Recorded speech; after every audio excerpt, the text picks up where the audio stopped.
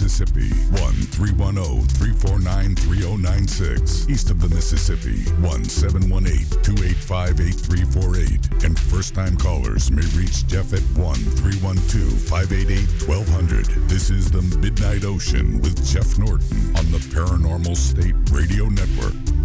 That is right, Andrew. It is the Midnight Ocean radio show and podcast. I am your host, Jeff Norton, joining you joining me. This is Barely Manilow. Not Barry Manilow. Who's that? You love it. I can't think of the name. Who is that guy? Oh, he's a great singer. Not Barry Manilow, though. It'll come to me a little bit later, but who cares? Who cares? Loving You, Loving Me is the name of the song. I can tell you that. Good. This is going to drive me nuts, but who cares? What a way to blow up an intro. That's right. This is the Midnight Ocean radio show and podcast. I'm coming to you live and from the great state of Florida on the Nature Coast. I know a lot of you guys, once again, are correcting me, trying to tell me where I live. It is the Nature Coast, not Nature's. It's not Chicago's, not Tampa's. It's the Nature Coast, which, by the way, we are in hurricane alert mode here. That is right. It's going to get bad, hence the hat, the Noah, the hat for tonight. It's bad when you got more weather trucks on the road than you do people who live in your neighborhood.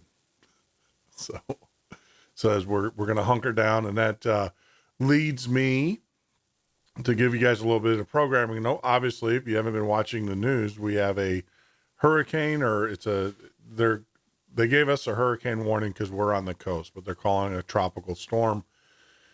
It's going to be coming in here Wednesday afternoon. We're going to start seeing the swells. I live right on the coast, so it's going to be affecting us first, and then possibly turning into a hurricane for us. So I don't know if we're going to have a show. We have everything that we have here in the studio. We have power backup generators, all that good stuff, but I don't know what happens at the other end of the wire once it leaves here, the studio. So we'll keep you guys posted, but don't be surprised if we do a repeat or if I do a show, maybe remotely from the phone. I can do that. We do have the technology. We have the will. We'll make it happen somehow. But I just want to let you guys know, do not think we've been taken off of the air because we do shows that are on the fringe. No, it's we do have a legitimate storm coming, and so we'll have to take appropriate action. Yeah, tomorrow I'm going to get out with the camera and take some pictures. Maybe we can catch some of the craziness, the hype, the media guys out there, the weathermen. Yeah, it's going to rain. It does that in Florida. It snows in Chicago too. Really? It's just one of those things. It's serious stuff though. It is, but it happens. Life is, life goes on. Life must bugger on, as they would say. So we'll get out, get some pictures tomorrow, get those things posted on the page. One of the things, talking about the page, the Midnight Ocean web page, I don't know if you guys noticed today, I'm starting to post, getting my groove back, starting to post after show comments like I used to. And so we'll, look forward to those, as well as, of course, the post for the show. We'll do after, following the show. I usually post my comments, things of that nature, for what it's worth. The other thing too, talking about the site, if you haven't been out there, you need to get out there and check it out. We're adding a lot of new features to it. We now have a calendar page. Like I said, we have the feature postings, the rants, my rants and raves, all that jazz. So those are going out there. We are going to be adding the whirlpool is coming back. I think we have a viable solution for that as well, called the whirlpool. So that will be coming back. Just a ton of things.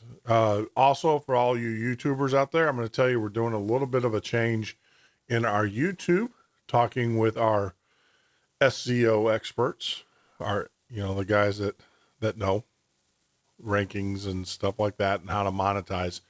So one of the things that we're going to be doing is each segment, like right now, this is our first segment, which we run news. That's our show clock. So we run news. I just talk to you guys, ramble, all that stuff. After that segment, what we do is that we will stop the feed and restart the feed. And then that segment will be what we call our guest segment. And then the last segment will be our after show segment. So what we're going to do is we're going to split the show on YouTube into 3 segments. And what that allows people to do is that I know a lot of you guys come in and listen just for the guest. So that allows you guys just to have the guest portion and you don't get all the fluff and stuff. As much as I would love for you guys to get the fluff, get all of this conversation right here and everything. But we're going to break it up that way. And that will actually help as well with YouTube. We're finding that our videos are just way too long. They're 4 hours every night, 5 nights a week. So, with that being said, we are going to, make some changes. Change is good. We learn as we grow. Talking about growing, oh my goodness.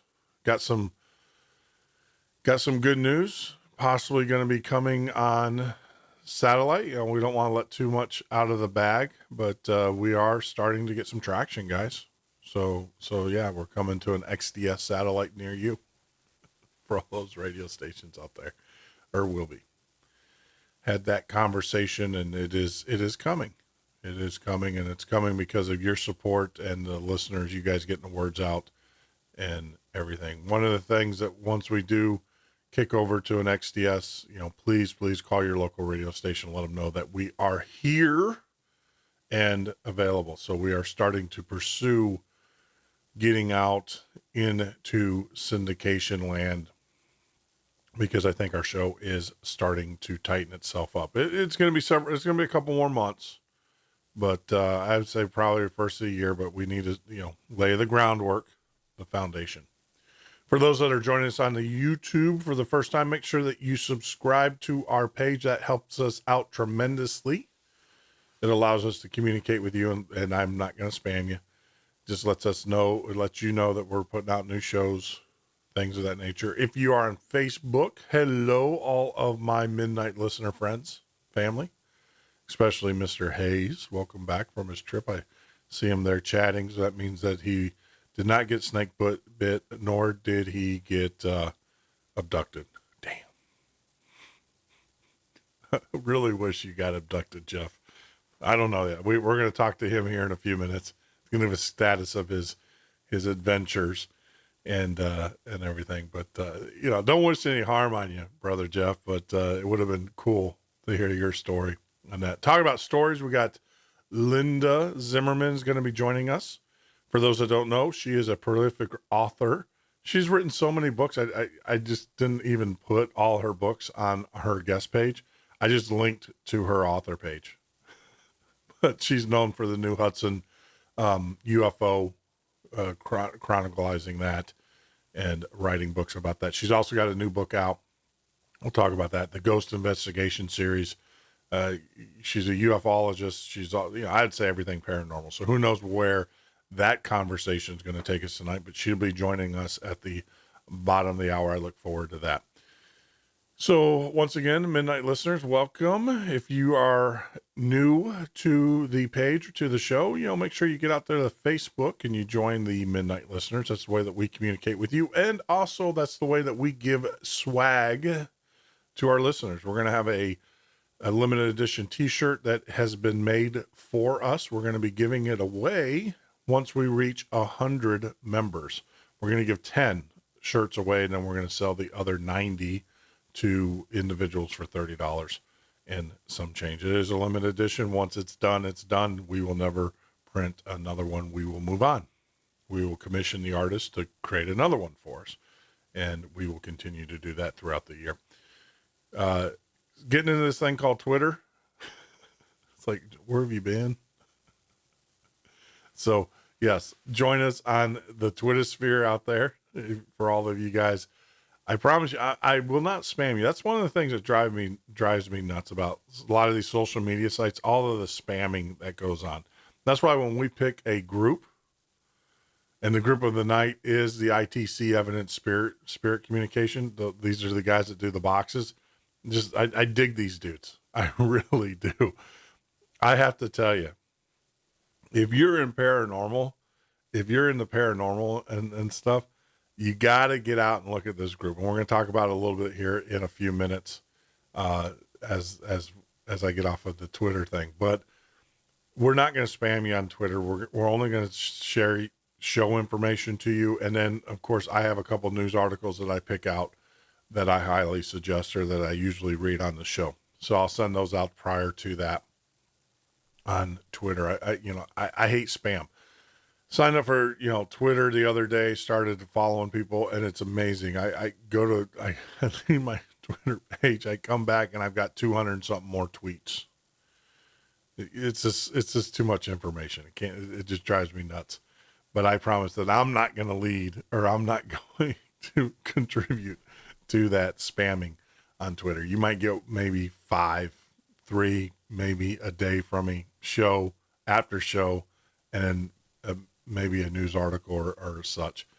So follow us on Twitter. Our Twitter is the MN Ocean. It's @ the MN Ocean for all of those who are out there in Radio Land. You can also hashtag TMO guest, TMO host. That's TMO guest and TMO host. We will follow those as well. So talking about our group of the night is going to be the ITC Evidence Spirits Communication. These guys, I got to tell you, let me cue up something here. I can actually play this. Get away with it.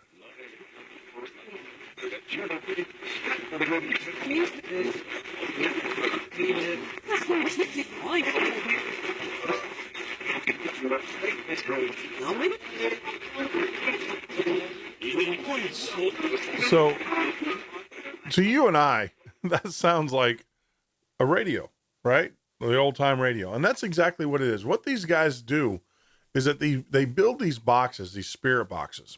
And the premise behind them is that entities can hijack the signal. You think of it like Transformer. Remember the old Transformer with Bumblebee where he took the radio and he moved it, or even, let's get a little bit more ominous, not Carrie, but the Stephen King with the book, or with the car, whatever. My mind is gone today. I need to drink some more coffee. Talking about coffee, tonight's show is sponsored by Tim Hortons coffee, the best cheap coffee you will ever drink. Well worth the 500-mile extra travel. If you're within 500 miles of the Canadian border, I highly recommend you take that diversion and get to a Tim Hortons, get yourself a cup of coffee and a Danish. So I didn't need to drink that. But going back to these spirit boxes, their site is really cool. And that's all they post on their site. Of course, they allow us to post our show and everything. But these are these boxes they build that I guess scan the frequencies, the radio frequencies. And as it's scanning, the premise is it's kind of like an EVP where ghosts or spirits or whatever can hijack that scanning, and they talk to you through these boxes. And they have video upon video upon video of them going out to cemeteries, going out, and it's just, it's crazy stuff. I have to tell you, it is just insane, some of the stuff they get. Now, I am a fan of EVPs. I sit and listen to, now I have my Sennheisers on, which if you guys are audio guys, you know that these things are pretty good. They're nothing like the ones I've got coming. My other Sennheisers got destroyed in the upgrade here. That we moved some furniture around and got destroyed in the studio. So I'm wearing my gaming headset, the headset that I used to wear when I did on Twitch. But the thing is that you listen to EVPs and these things in high def 3D, and it scares the bejesus out of you. It really does. Well, these spirit boxes, these are something you got to take a look at for those that are on Facebook. You got to get out there, look at the group. They're an open group. Obviously you got to ask to join, but they'll allow you. They'll allow you to join, but it's ITC evidence/spirit communication. And it's incredible to watch the things that these guys are doing. And these videos are incredible. Now, I know a lot of you guys are into other type of videos, but these videos are just fascinating to watch. And then listen in your headset and see if you can pick up voices or if you can pick up communication. That is what is insane. And what I like about it is it has a background noise to it. So us guys who like to debunk EVPs, I do it all the time. I have the software in the studio that I can rip an EVP apart and tell you if it's fake or if it's produced or if it's spliced or whatever. Without a doubt, I can tell you.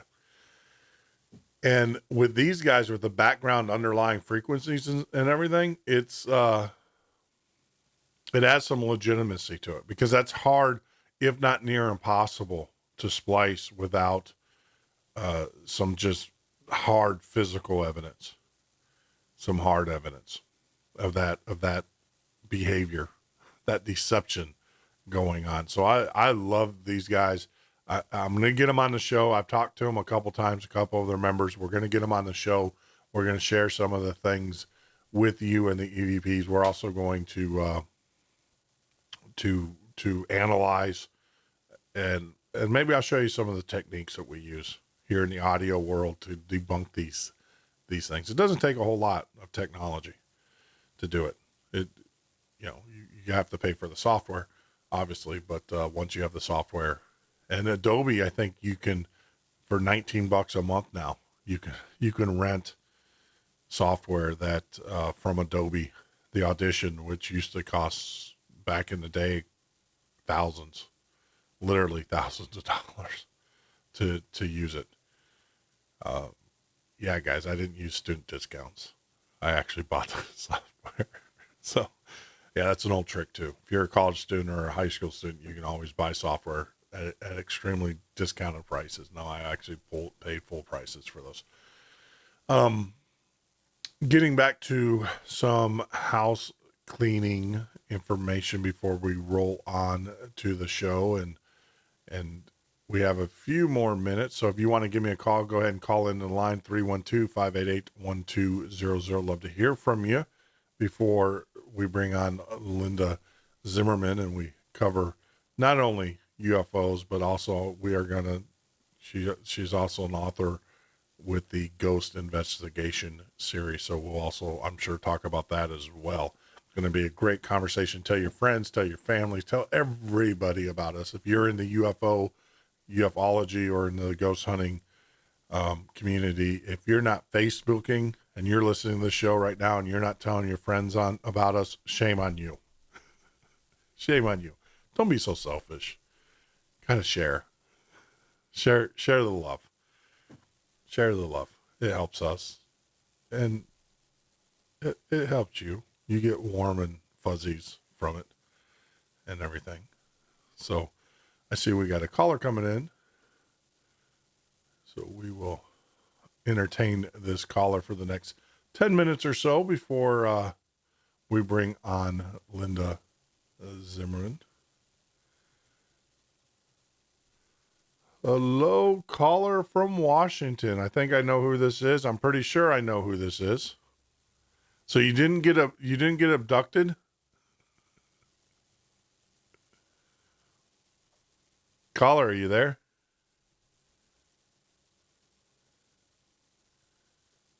Hello. This is bizarre. Sure. Oh, hello. Gosh. I had the thing. Let's back this up. Caller, did you get abducted? Check 1, 2. Check 1, 2. No, I had the button. The problem with this, I love our phone system, but the problem is that there's like two buttons. You got a button on the on the mixer that you have to do, and then you got a button on the phone system you got to do to get it all. And what happened is I actually muted you as I brought you on the air at the same time, Mr. Hayes. How are you? Right. So you didn't get abducted, Good. I was man, going. or did you? Did you get abducted and they let you come back? No, they wouldn't have I probably would have barfed all over. I was pretty had a few too many beers for. They would have picked me up on a tractor beam or went over to get their nice shiny UFO all yacked all over. So I was probably pretty safe. But that was beautiful weather, lower 90s and crystal clear, and saw a nice Apache helicopter formation come right up over the ridge. It was kind of cool. So. That's pretty awesome. That's pretty impressive. Yeah, the Yakima military range is right on the other side of the ridge where we camps. They're testing munitions out there during the day. It's kind of, you hear in the background just boom, boom, boom of stuff blowing up. So. Yeah, blown. So did you see anything as you gandered up into the open sky with your drunk, watery eyes? You didn't see anything?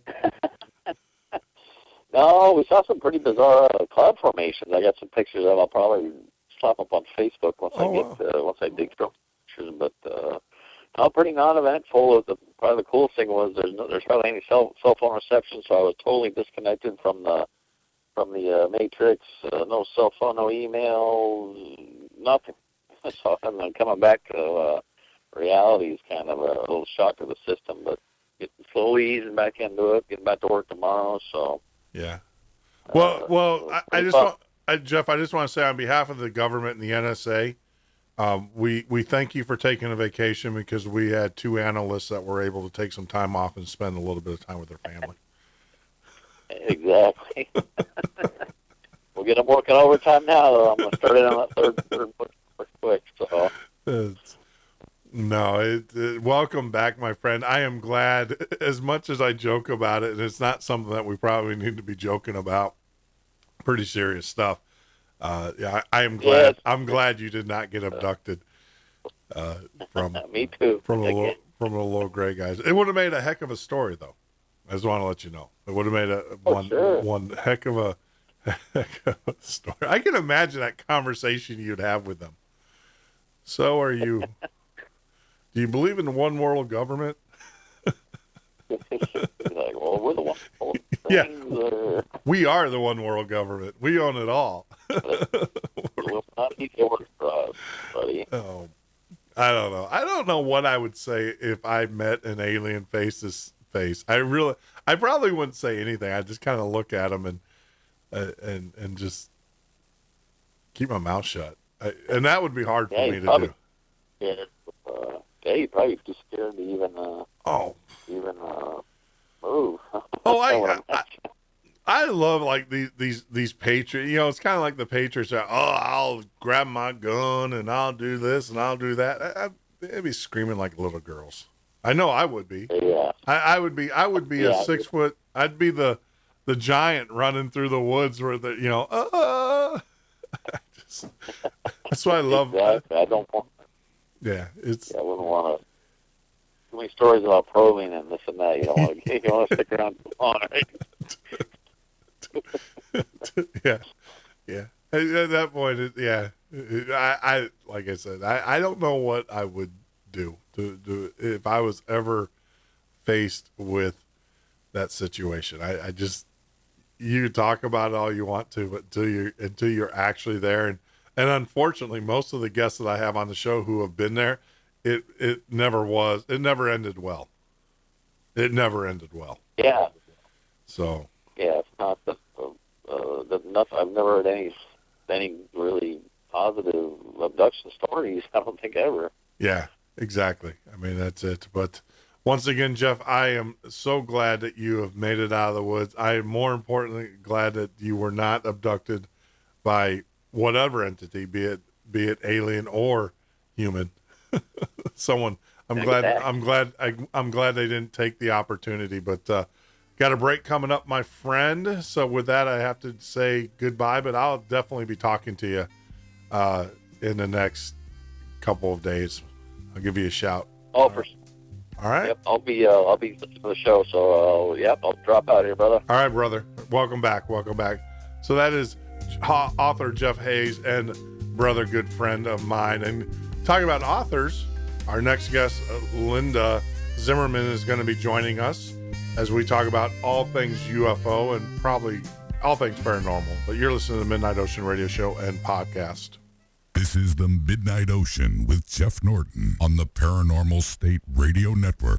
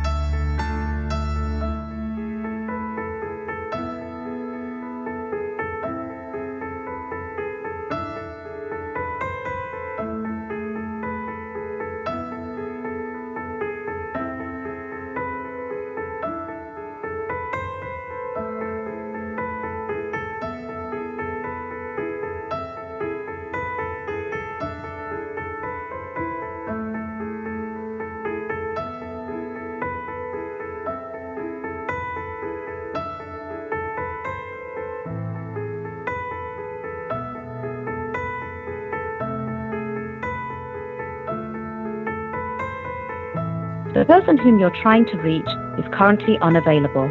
Please leave a message after the...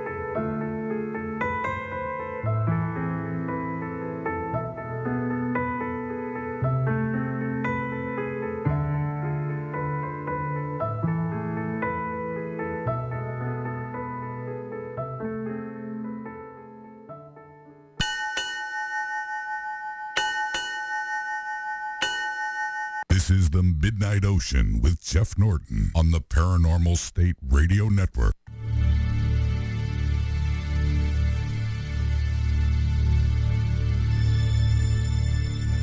The person whom you're trying to reach is currently unavailable. Please leave a message after the beep.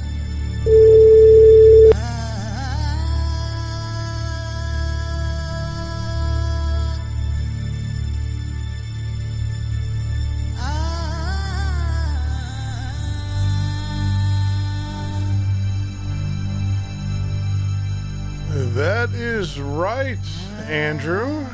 Andrew H. does all of our voiceover work. What a voice. Wow. Impressive. I need to drink some more Jack Daniels and smoke some more cigars. No, I don't. But what an impressive voice. He does all our voiceover work. We actually get our voiceovers done from the voiceover crew. Great group of guys and gals. If you're into podcasting or need any kind of voiceover work, get out to voiceover. And that was an unsolicited advertisement for those guys. But they do good work. So I'm a firm believer in sharing the love and the knowledge. So if you need voiceover work, like I said, get out to the voiceover crew. And joining us, we have the impeccable Linda Zimmermann. Let me give you a little bit of Linda's background. Linda earned a BS in chemistry and a master's in English literature. Made it obvious early that Linda had a wide range of interests, I would say. After working as a research scientist throughout the 1980s, she decided to pursue her real passion, and that is writing. Let me tell you something about Linda a little bit. For those that don't know, there's not enough room on my website to place all of her books. I was out there on Amazon grabbing her books, and I will tell you, when you go to her authors, I just linked to her authors page, because when you go to Amazon, at the very bottom of the page, there's a listing, and there's like 5 more pages on there. So, Linda, welcome to the show. Linda? Oh, you gotta love this thing called the internet. I know she was there. That was a great intro. That was a great segue that we just did. We'll get her back here on the line. She's joining us. She had a little bit of technical difficulty earlier in the day, so we are getting this resolved. But as I said earlier, as we bring Linda online here. The person whom you're trying to reach is currently unavailable. Currently unavailable. Don't you love that? No, she's not. We just talked. Try it again. But so you guys know, Linda wrote the Hudson Valley UFOs. She has a new book out called The Mysterious Stone Sites, which is incredible. The Ghost Investigator series, which is and then also In the Night Sky. She's written several books also on bad science. I mean, it's just prolific author is joining us. So it looks like the person whom you're trying to reach is. Let me see. We had another number here for her. We will try to. It says, Linda, if you're listening to the show through the thing, it says that you are online. I see that you are online, but you're just not taking my call.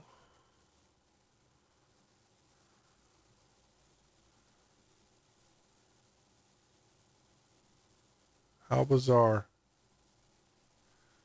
Let me see. That's the nice thing about live doing things live. Bear with me, guys and gals out there. We will get Linda on the line here. The person whom you're trying to reach.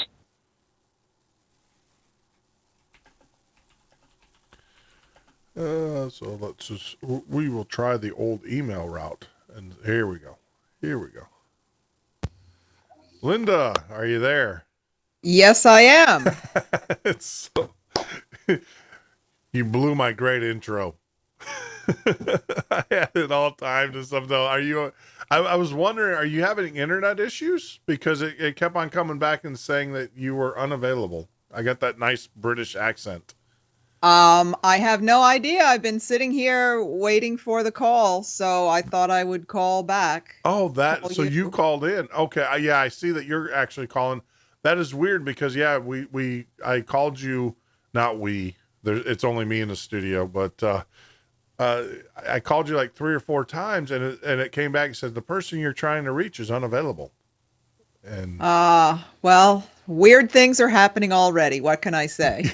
exactly. You know, I will tell you, I had Illuminati, a gentleman who's actually, his family has a long history in the Illuminati. He was on last night, and I expect that kind of stuff to happen while he's on the air.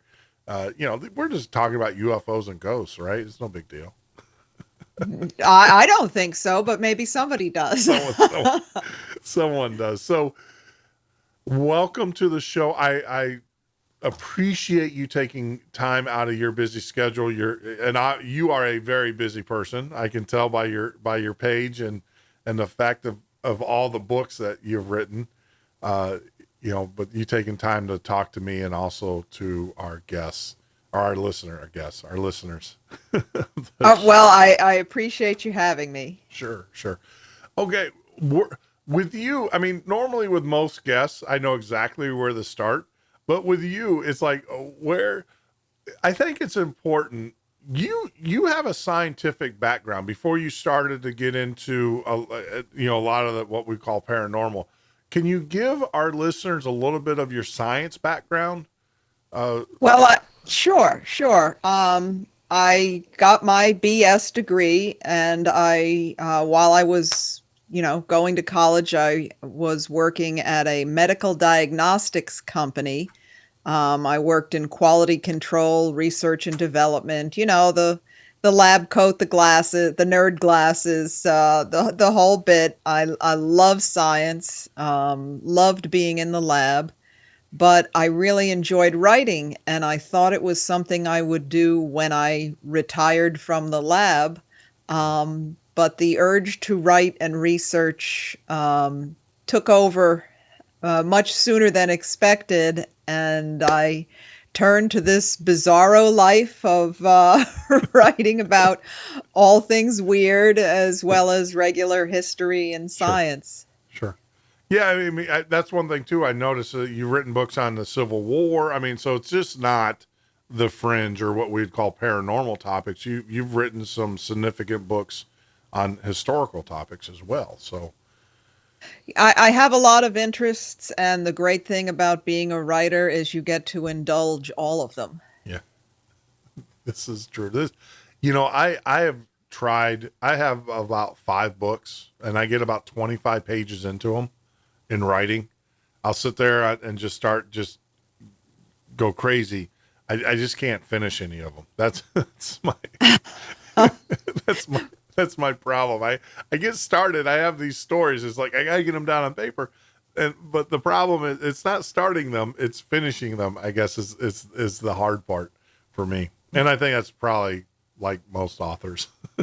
I guess a lot, but I guess you just need to visualize the end point and how do you want your story to end, and then work out the details in the middle. Sure. And yeah, you got to have a plan. For me, I think I'm just not disciplined enough. I'm too, and you're going to learn that after this show, because I do jump around quite a bit. My mind runs. Yeah, and then it was funny because one of my, I would say, my advisors that mentors me in the show is like, look, focus, get the sentence out before you go on to the next sentence, because your mind is running 100 miles an hour, and sometimes that is a problem. So where do you want to start? How about this? I'm going to put all the onus back on you. Where do you want to start? What do you want to talk about? What's your interest for the night? Well, I would say possibly the UFOs, as that's a project I'm currently working on, the third book on Hudson Valley UFOs. In fact, when we talk about the Hudson Valley wave, a lot of people think it was just the 80s and 90s, but really the Hudson Valley sighting history stretches back a century. And it also stretches into northern New Jersey and Connecticut. So my tentacles are spreading out across the area and over time. But I think it's important to tell the whole story. which makes it more impressive. It's not a 5-year, a 10-year phenomena. It's a tri-state 100-year phenomena. Well, the show is all yours. We have 4 hours. Hopefully we can, or three and a half. So, I mean, let's start at the beginning. So Hudson Valley, for those that don't know geographically, where is that located? Basically, the Hudson River runs from New York City north to Albany, which is the capital. So that is I guess we're talking about a 120-mile stretch or something. So it is kind of expansive. But really, the mid-Hudson area and lower Hudson is where the concentration of the sightings have been over the years. And topography wise, is it mountainous? Is it, wooded? Is it, what is it? What's the topography there like? Yes, all of the above. Towns, a lot of towns on the river that go back centuries. We have beautiful Palisades cliffs rising up from the Hudson, the Catskill Mountains. It's hilly. It's many places very heavily wooded, those that have not been developed, but lots of lakes in the area as well. So a lot of water, a lot of trees, and a lot of hills. Sure. Is there any significant military bases in that area?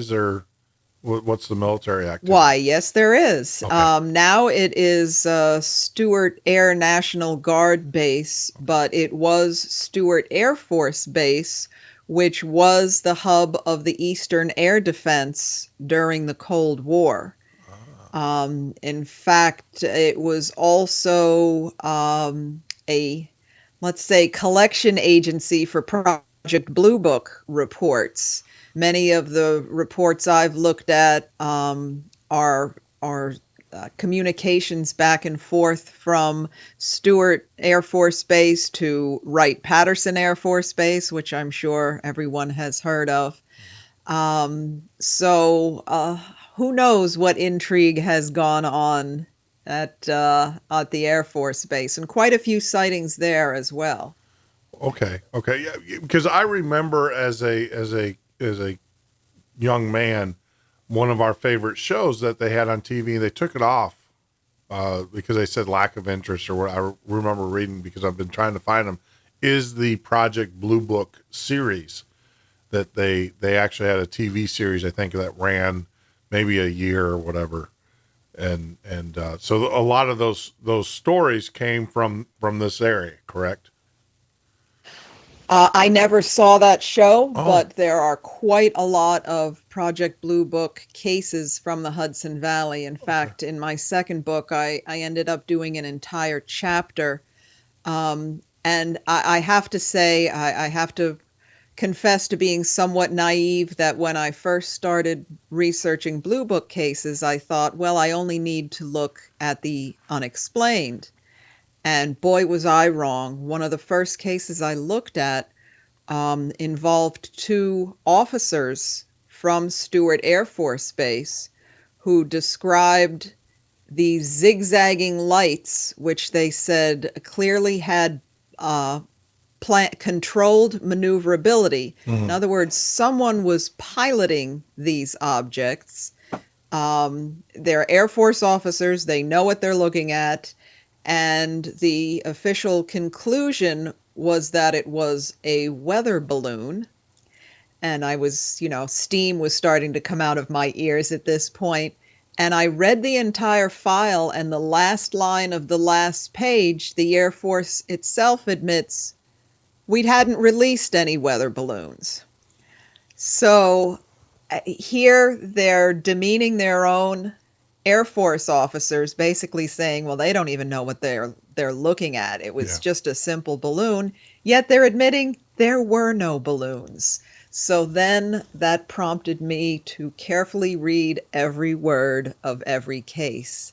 And they just out and out lied again and again, covering up the facts. Yeah.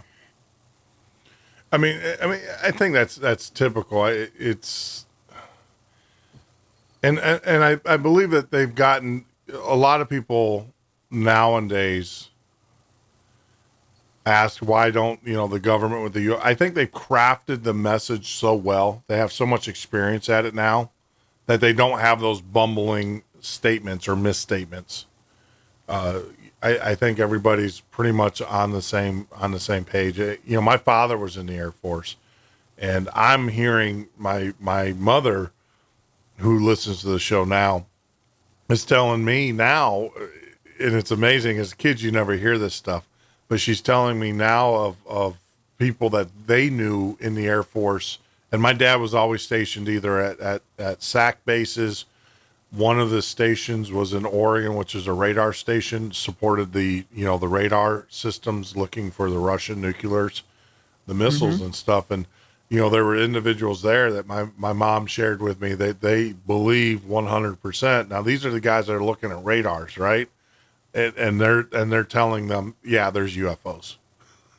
Wow. Right. Right. It's like, Mom, why aren't you guys sharing this? And I guess they just don't talk about it, or they were afraid to talk about it, especially in the military, because you can get thrown out pretty quick for discussing stuff like that. But, and that was one of the criticisms. A lot of people, when I talk to them about UFOs, they're like, well, why isn't the government it's like, because they crafted the message. They have a PR firm. They have all of that. And you're not going to hear them step on themselves that much anymore, like they used to, where they would come out with the press release, say, oh, it was this or that. It was a training exercise and stuff. So, yeah, we were dropping flares. We were dropping flares. Yeah, I heard that. About Phoenix. It was funny because, and I don't know if you heard this, I have a friend who is in aerospace. And he was telling me that basically what those lights over Phoenix, and I don't know if you've heard this, were markers. They were testing a new aircraft that was going at, just an enormous amount of speed. And basically what they did is they set up markers, like arrows, pointing the aircraft where it needed to fly. And I personally think that was a bunk story, because if you have the sophistication to go that fast, I think you should have this. You probably have the sophistication to understand what GPS is. Yeah, you better be able to steer that thing and know where you're going. Yeah, know where you're going. So yeah, exactly. That would help. Yeah, but this guy was, I couldn't disagree with him, because I know his science background. We're not talking. This is a guy who's got a master's degree in aerospace engineering, who is, he's in the business. He designs airplanes, and he was out in Phoenix, but I asked him one day about were those flares coming out of Luke or whatever, and his response he was like, no, they were just markers that were placed there to kind of direct an aircraft that was coming over to say, hey, look, go this way. So yeah, the navigation should be a basic a basic capability with any aircraft. Yeah, there's I don't think you're flying that level of sophisticated aircraft by visual flight rules. Yeah. Oh, damn! We forgot to put in a navigation system. Yeah. Right? Yeah. Oh, darn. Yeah. Well, we had budget cuts. We had budget cuts. So no, getting back to the Hudson. So this area, now I have to ask, because I know that you kind of cover all things paranormal. Is this Hudson Valley area, is it known for other things besides its? And I don't want to. We're going to talk about the UFOs, but I'm trying to get a feel, because I'm not familiar with the area at all. And so, is it known to have other paranormal type activities? Yeah, there's quite a lot of paranormal ghost stories. The place is wildly haunted. But then again, you had Native Americans here for thousands of years, the Dutch coming in the 1600s. And, what's the recipe for ghosts? Sure. Is human occupation and tragedy, and we've had 400 years of that here, and then of course the Native Americans beforehand. So and there's all kinds of strange things. I guess strange things go on everywhere, but the Hudson Valley, well, as you mentioned, look at my book page. There's no lack of bizarre things to write about here. Yeah, exactly. I'm amazed. Like I said, I normally put my authors, my guest books on my page, and I just said, I'll just put the author page. you're 20 books per page, 5 pages deep. So people out there that are listening can do the math. But I guess what I'm trying to see, and this is part of my curiosity and my learning, is that I am finding the areas where you have high UFO incidences, there's also a pretty significant paranormal, other than the UFO. Like the UFOs aren't strange enough. But there's other significant things going on in that area as well. There's a commonality here, and I don't know what it is, except the two they tend to ride with each other. And I fought that concept for years. It's like it doesn't make sense. There shouldn't be anything in common. But the evidence is showing otherwise. Prime example, I don't know if you've ever heard of the town of Pine Bush. It's referred to as the UFO capital of the Northeast. And the high strangeness that goes on there, not only in terms of UFOs, but paranormal experiences, ghosts, just weird things. And a lot of what is termed UFO activity kind of blurs the line between, is something spiritual going on? Is something, paranormal going on? Because it's just weird. And like I said, I don't know what the correlation is, but it just seems like there is a huge correlation. Now, where are you in relation to, or where's Hudson Valley? I'm trying to pull it up because I wanted to ask you this. There's apparently a town in your area there at the Potomac Highlands Trail. There's a town there where they don't allow any type of radio activity. Are you familiar with that? No, I'm not, and I don't know what the Potomac Highlands Trail is. I'll have to look that up. I'm actually on a website and it's playing I hate when they do that. But I was just thinking, because you were laying out the area, and I know that there's an area there. It's in the Potomac they call it the Potomac Highland. Let me get the town, because I want to see if this is. And there is method to my madness here, because there is an area. Yeah, this is Green Bay, West Virginia. So you're quite a bit north of that. Yes. Okay. Yeah. All right. Yeah. So that's not okay. I wasn't sure, because they're in Green Bay, West Virginia. There literally is a town in which you can't have any kind of cellular devices, because they have these high powered radio telescopes.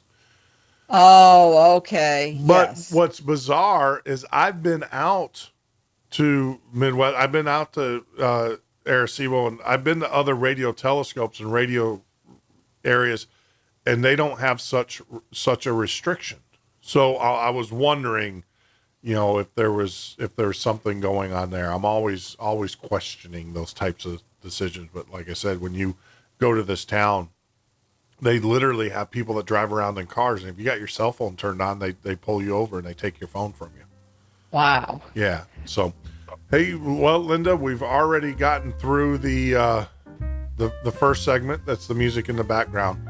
So we'll take a 4-minute break. We'll come back. I definitely want to start at the beginning with the Hudson Valley, because I know nothing about the the history there and also the UFO sightings. So, and I'm sure a lot of our listeners don't know anything as well.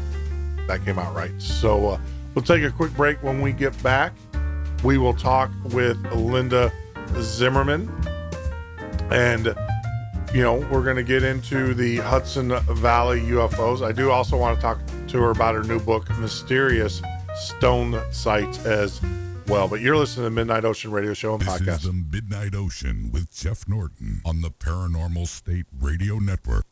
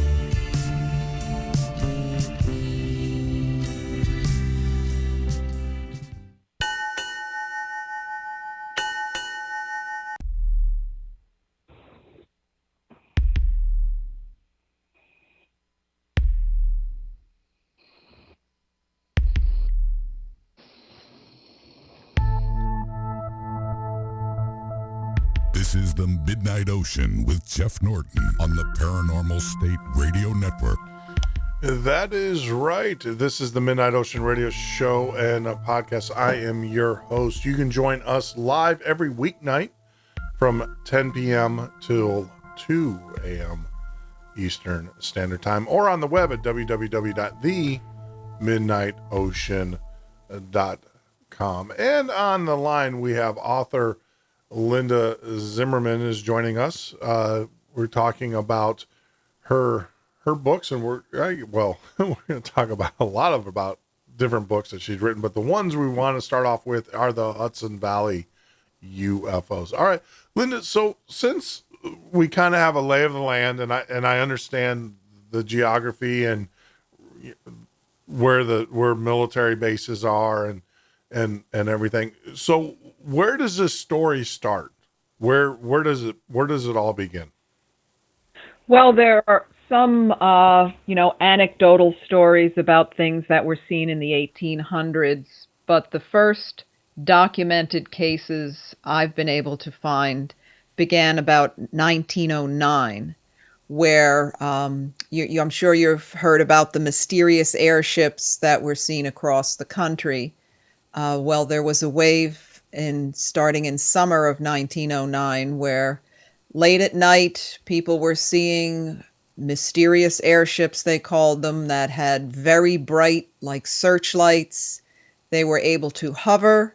They were able to move very quickly, seen for hours at a time throughout the area.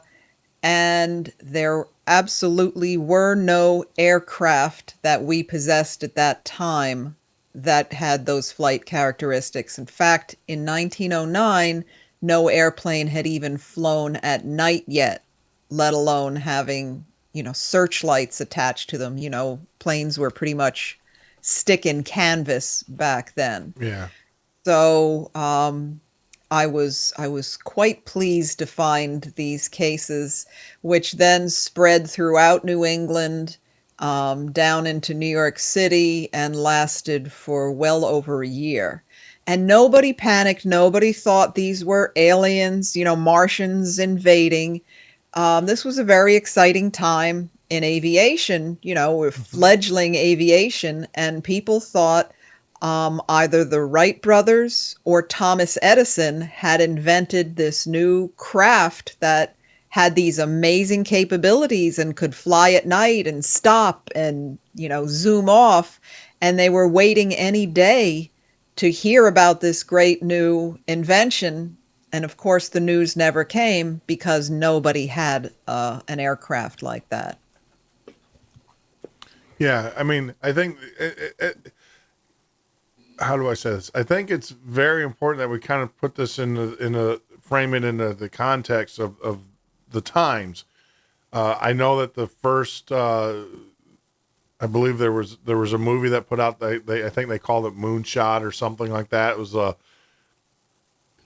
we would look at it, a black and white movie, but this was this time frame, there was huge advances, things going on, like you said, technically going on with flight. And I can see people, especially with fantasy, thinking that, we're progressing, we're moving forward. And because I know a lot of the criticism, it would be, well, why aren't these people freaking out? Why aren't they scared? Well, in that time, I mean, think about like in the 80s, I was watching a show the other day where they thought everybody by our time in 2000 we'd be flying to work with jetpacks. Yeah. So, what happened to that? Yeah. I'm still waiting for my jetpack. So, but I can see that. I can see these ships flying around and people just thinking, like you said, is, oh yeah, Thomas Edison or whoever's created these ships, and we'll hear about it in the news. But the news never came out.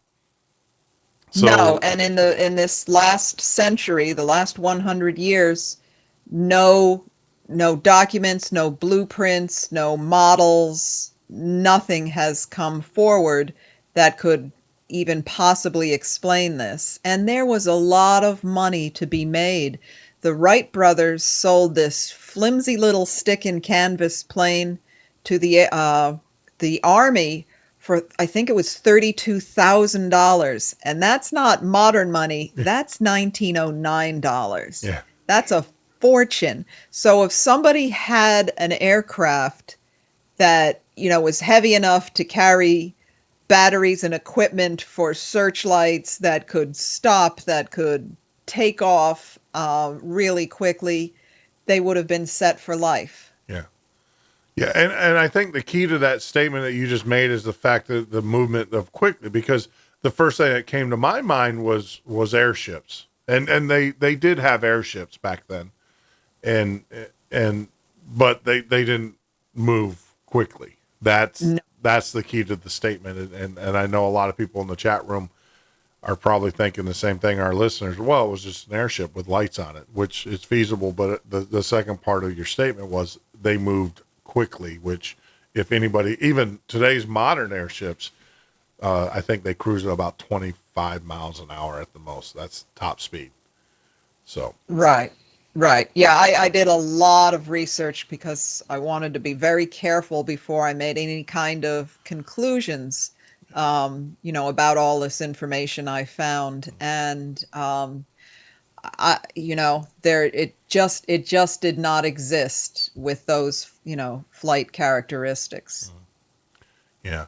And I think that's why I wanted you to tell our audience that you do come from a scientific background, prior to you getting into the investigative part of this, of the paranormal. And I think that's important because, scientific people, I consider myself scientific background. We're skeptical, and we try to debunk ourselves, and it looks like it's hard to do in these cases, which adds the plausibility to them. Right. Absolutely. In fact, I try to be very thorough and meticulous to the point where some of the excuses for the wave of triangular sightings in the 80s was that it was a formation of ultralights. And if you don't know what an ultralight is, it's basically a go-kart with a giant weed whacker engine on it and wings. Yeah. And, these were massive silent aircraft, yet people were claiming it was a formation of ultralights, which is crazy. But I even went to the point of going to an airport where there was an ultralight club. Yeah. I had an instructor show me all about it, and then I risked life and limb and went up in that flimsy little thing. But I needed to know. Now I can say, yes, I know the flight characteristics. I know how deafeningly loud they are. Yes. And so from experience, I can say the idea is ridiculous. Yeah, exactly. Until you can sit behind a prop of an airplane or an ultralight, and they are far from silent. It's and it doesn't matter. And they have such a pitch to them that you can hear them quite far. I mean, with the harmonics of the engine and the way that it sounds, it's not a bass. It's not a low bass sound. It is a very high sound, which will travel, believe it or not, that will travel even further distance in the air. And yeah, it's great. So we have as far back now, are these reports, were they documented in newspapers? How were they documented? Yes, I came upon a lot of newspaper reports. Okay. And as I said, I tracked it from this area. Then that was the summer of 1909. By December, it was throughout New England, particularly Worcester, Massachusetts. Okay. One night, craft was seen from New York to Boston. Now that's a hike. Even the airships would have been hard pressed to make that distance of conventional airships would have been hard pressed to do that distance. Sure. So, wow. I mean, it's documented. What was with these readings? And I'm not familiar with newspapers back in the day, but did you come across commentary after the fact, editorial pieces, stating, well, Miss Johnson, who was out milking her cow, saw this crap, the story, and then 2 or 3 days later, did you see retractions? Did you see any kind of organized cover up, or was it just, hey, here it is, and we'll move on? And Well, what I did see was, I think it was called the New York Sun at the time, published a large cartoon making fun of all the witnesses. Where have we heard this before? For example, they had Santa Claus on an airplane holding a lantern, saying, "Oh, this is what people really saw, Santa Claus coming," or it was Baby New Year bringing, riding on a star, and just demeaning everybody, making fun of everyone. And I was like, wow, even 100 years ago, all the elements were here. People just giving their honest statements. I mean, hundreds, if not thousands of people witnessing this. And yet, ultimately, the newspaper made fun. In fact, I found another little piece that the next year that said, to all of those people who, were witnessing this mysterious airship, our reporters have determined it was little Johnny Smith flying his kite. So even back then, you had the debunker, or I don't want to say debunkers, you had the critics. Absolutely. Amazing. Absolutely. And then there were also the hoaxers. One man, his name was Tillinghast, and he claimed he was the one who had built this wonderful airship. And in fact, he claimed he was the one who flew from New York to Boston. And during the flight, he had engine trouble, but he was able to let the plane coast while he crawled out to the engine and repaired it mid-air. And people believed this because, this was the age of great engineering and discoveries, and it was finally proven that, Tillinghast was just, full of hot air. Full of hot air. But see, I think that's also important too, is that because wherever you have these types of sightings and stuff, you're always going to have the I want to say the nut jobs are going to show up. And I think it's important that we see this, because it does follow a predictable pattern of over and over again. I would question, if you came on the air, or someone came on the air and said, yeah, we saw in the newspaper, everybody believed it, everybody was happy, everybody was this, but we see the same pattern as today. You have the incident that happened, you have the debunkers, you have the people that try to profit or monetize, from that, or get fame, if it's money or fame from it. I mean, it's the same pattern in almost all UFO or all paranormal case, more so UFO cases, the same pattern. And to me, that adds credibility to the story because it follows human nature. It's not abnormal. That's the anthropology side of me kicking in, is that there's a normal pattern that goes on here. So that's why I was asking those types of questions, to see if it was following a pattern. Because if someone came on here and said, oh yeah, everybody saw the UFO and no one really, and these other things didn't happen, I would kind of question, the fabrication. Right. Not you, the author, I would question the fabrication if it actually happened. But it sounds like it falls in line with the patterns that we see today when people report UFOs. Absolutely. All the elements were already in place over 100 years ago. Wow. And that's amazing, though, that... See, I would tend to believe that the news that we received 100 years ago is actually more reliable than the news we received today. In some cases, I think so. Yeah. So long history. Now, has there been any documentation? Because I know this area had, indigenous people prior to, us being here. So is there any petroglyphs, anything like that depicting UFOs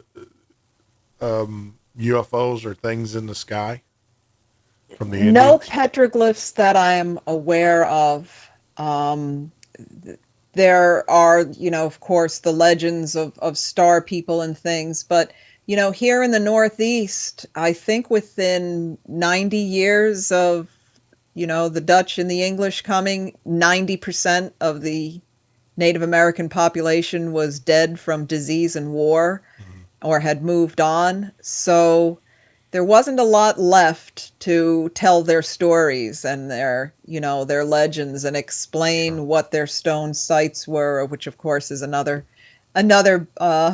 story. So and so much development has been here. So who knows what has been destroyed? But I would love to find that one petroglyph of, a disc-shaped object or some strange-looking being.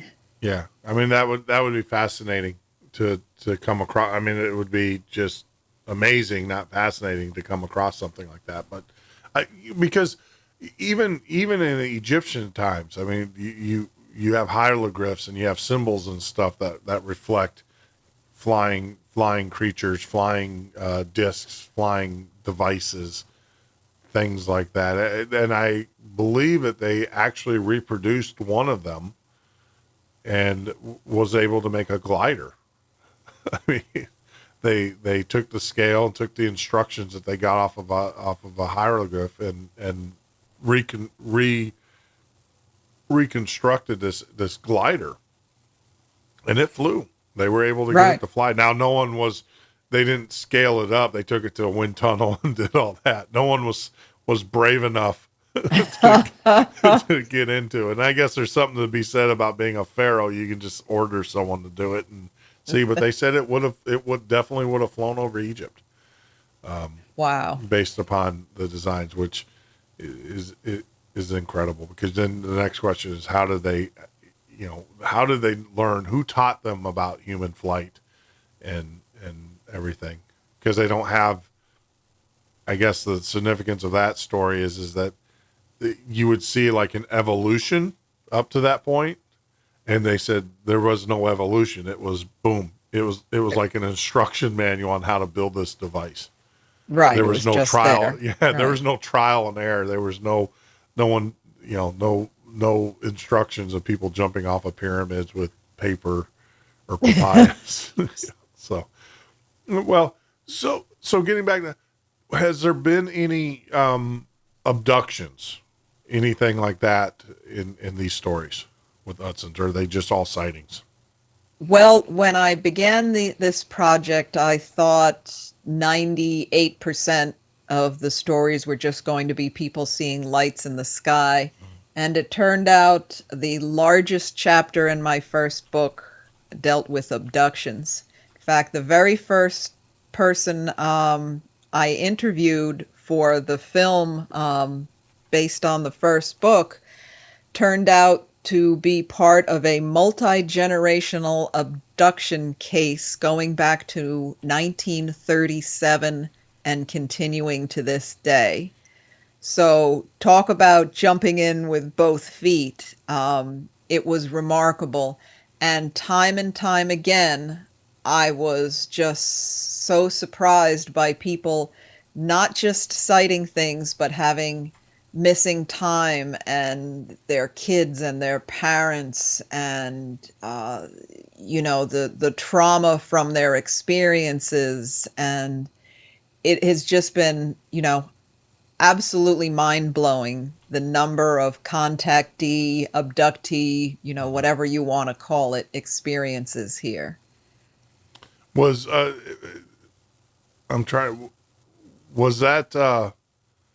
because was that Tom Reed? No, Okay. It wasn't. Tom Reed, I should say, not Tom. Yeah. Right. Yeah, he was up in Massachusetts, not terribly far from the Hudson Valley, but this was a case that began in the town of Congers, New York, which is this tiny little town in Rockland County in Lower Hudson Valley that has the most amazing history of UFO sightings and abductions. I can't tell you why. I don't know. I can only speculate. But really throughout the Hudson Valley. In fact, Whitley Strieber's book, whether you believe it or not, was based in not too far from the town of Pine Bush. And it's more believable to me because so many people in Pine Bush have also had, contactee, abductee experiences. So I was stunned by the intensity, the depth.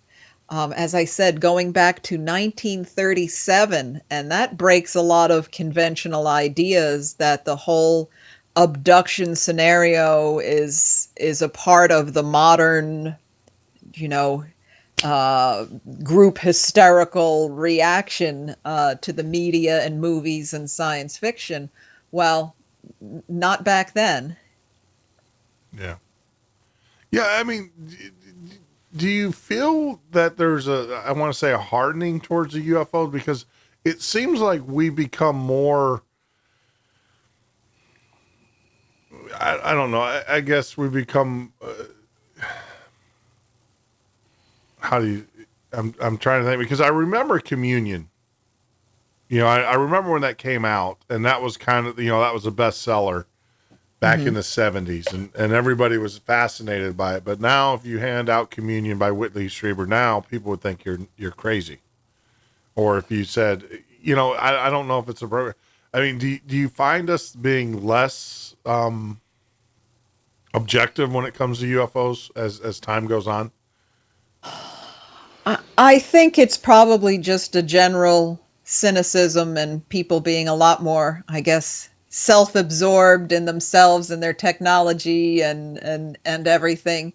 But there certainly is a very good percentage of the population who still is very open to this in this area, mostly because they've had some sort of experience themselves. So, and things go in waves. I would imagine if there was a huge wave of UFO sightings, starting tomorrow across the country, that would change. But maybe with the newest generation who knows how easy it is to fake everything, Photoshop and everything else, maybe there is that, we'll call it techno-cynicism now. How's that for coining a new phrase? There you go. That's going in Urban Dictionary. We'll list that one in Urban Dictionary because that's the first time I heard it. You had to trademark that one. Yeah, I just made that up. So, you heard it here first. You heard it. That's right. You heard it here first. No, and I agree with you. I think I look at what I can do now on my PC, just sitting here, and I can pretty much make anything with enough time.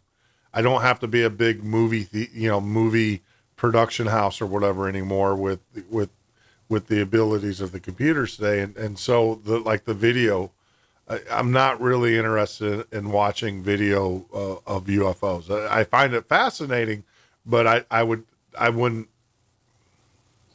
just wouldn't take it. I mean, I'm more give me the physical evidence. Give me the, obviously these crafts they're powered by something, and they affect anything that is moving across the ground, hovering and whatever, if it's, propulsion or if it's electromagnetic, if it's whatever, is going to affect the earth underneath it.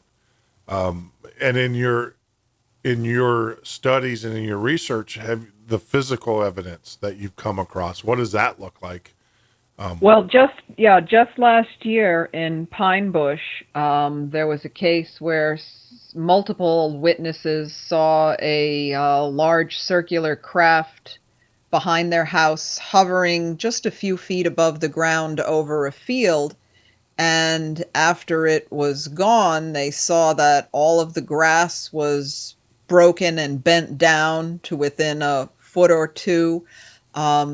They were sharp enough to contact the MUFON state director, who came down and found that within that circular area of depressed grass, there were much higher than normal radiation levels. Wow. All right. So So Linda, I'm going to stop you there. We're definitely going to come back and talk about the physical evidence, but we're coming up on a hard break here. So hang tight, and we'll be back in a few minutes. But you're listening to the Midnight Ocean Radio Show podcast, and I hate this song. I will make sure it gets destroyed. But more importantly, we have special guest Linda Zimmermann talking with us about the Hudson Valley UFO incident.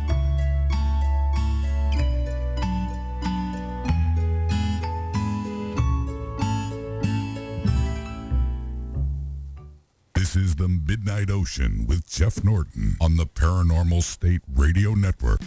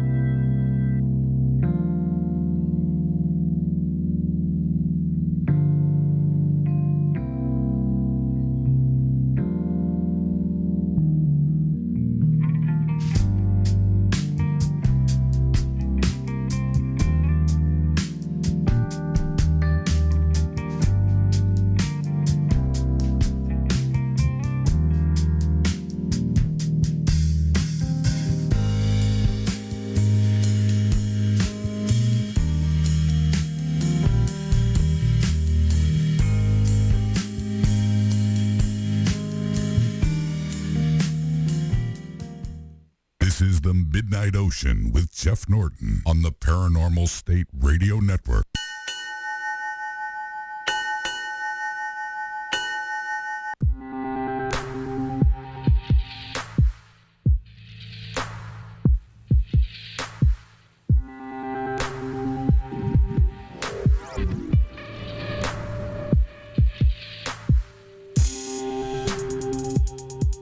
That is right. You are listening to Midnight Ocean Radio Show and podcast. I am your host, Jeff Norton. You can join me here every weeknight from 10 p.m. till 2 a.m. Eastern Standard Time, or on the web at www.themidnightocean.com. For all of our midnight listeners out there on Facebook,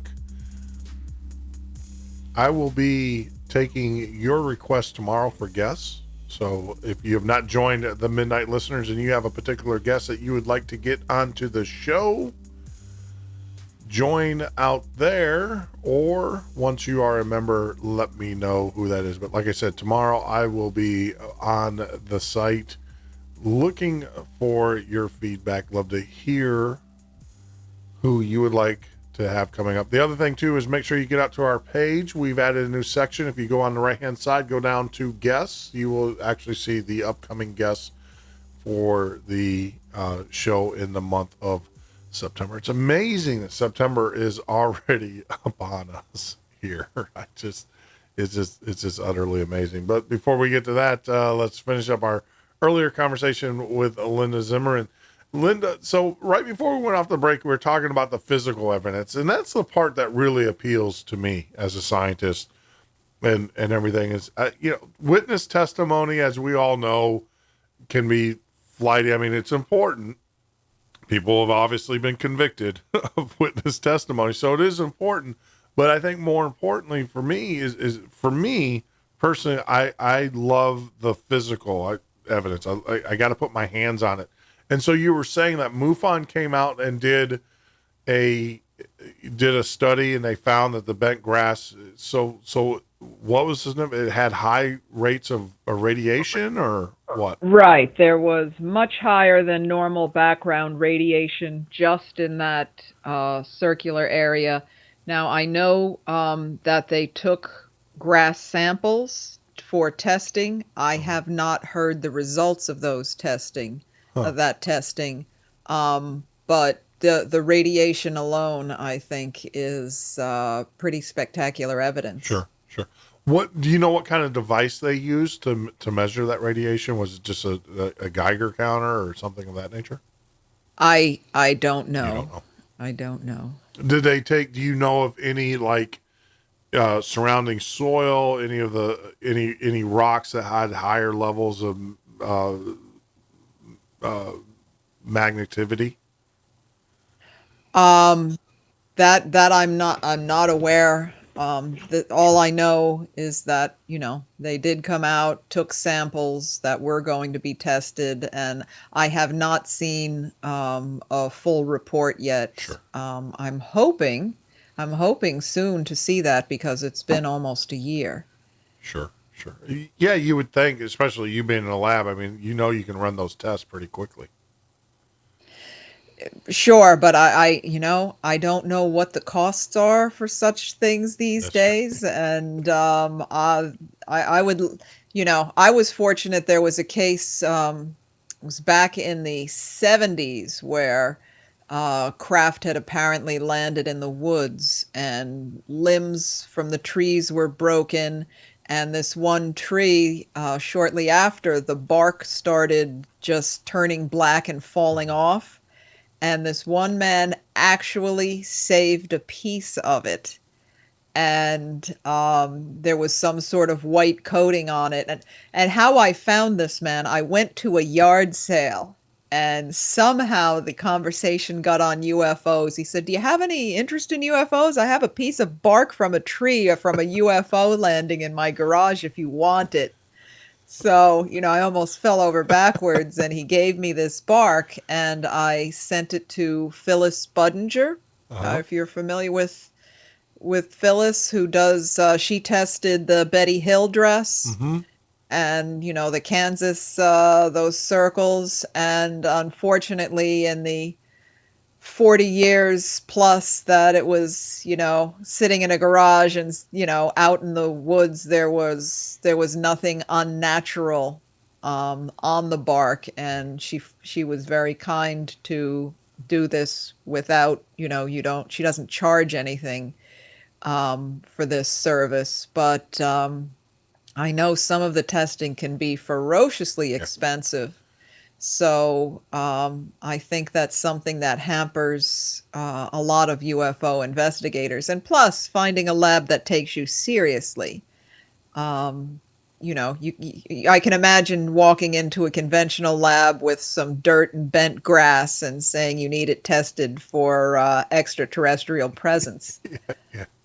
Yeah. You mean you don't have a gas chromatographer sitting around in your garage? I Everybody needs wish to I have one of did. those. Everybody needs that. Yeah. No, you're absolutely right. I mean, even with normal research, it is hard. People don't understand how hard it is to get your hands or to get access, especially to a lab, to these equipment. You would think that you could just send this stuff off to a lab, and they would do it. It's not that easy. I know a physician who is an oncologist who wanted to have some blood tested for heavy metals, and it was an act of Congress to get that type. And this is an oncologist. This is a guy who would be testing for heavy metals if he was a hematologist oncologist. It's part of his job. And he suspected that these individuals were radiation poisoning, and they worked for the government. And I remember the stories clearly with, hearing the story about how it was almost near impossible to get a lab to take these and test this. And once they did get tested, they came back positive. And then once the lawsuits were filed against the government, it was near impossible to keep the samples. So, but I want to make sure the listeners out there know that, getting this stuff tested is not as easy as putting it in an envelope and sending it off. You're better. Well, nowadays you can get your genomes tested free, or not free, but for $100 or whatever through Amazon or through Google, whoever's doing it these days. But it's amazing. Well, that brings up another case where a woman was in bed at night, and all of a sudden her room lights up. She said it was like a pair of Mack truck headlights in her second story bedroom window. And the next thing she knows, it's morning. And in the morning, she tells her husband, who was a science teacher, that she thought a UFO had been there, and he just laughed at her, and he's like, "Oh, let me go out and see what evidence I can find." Yeah. Well, 2 minutes later, he comes running in white as a sheet. Call the police, call the mayor, call the Air Force. And she said, "Well, what's wrong?" And they had been doing some construction, and they had a truckload of sand delivered, to mix for concrete. Yeah. So there had been this small mountain of sand the night before.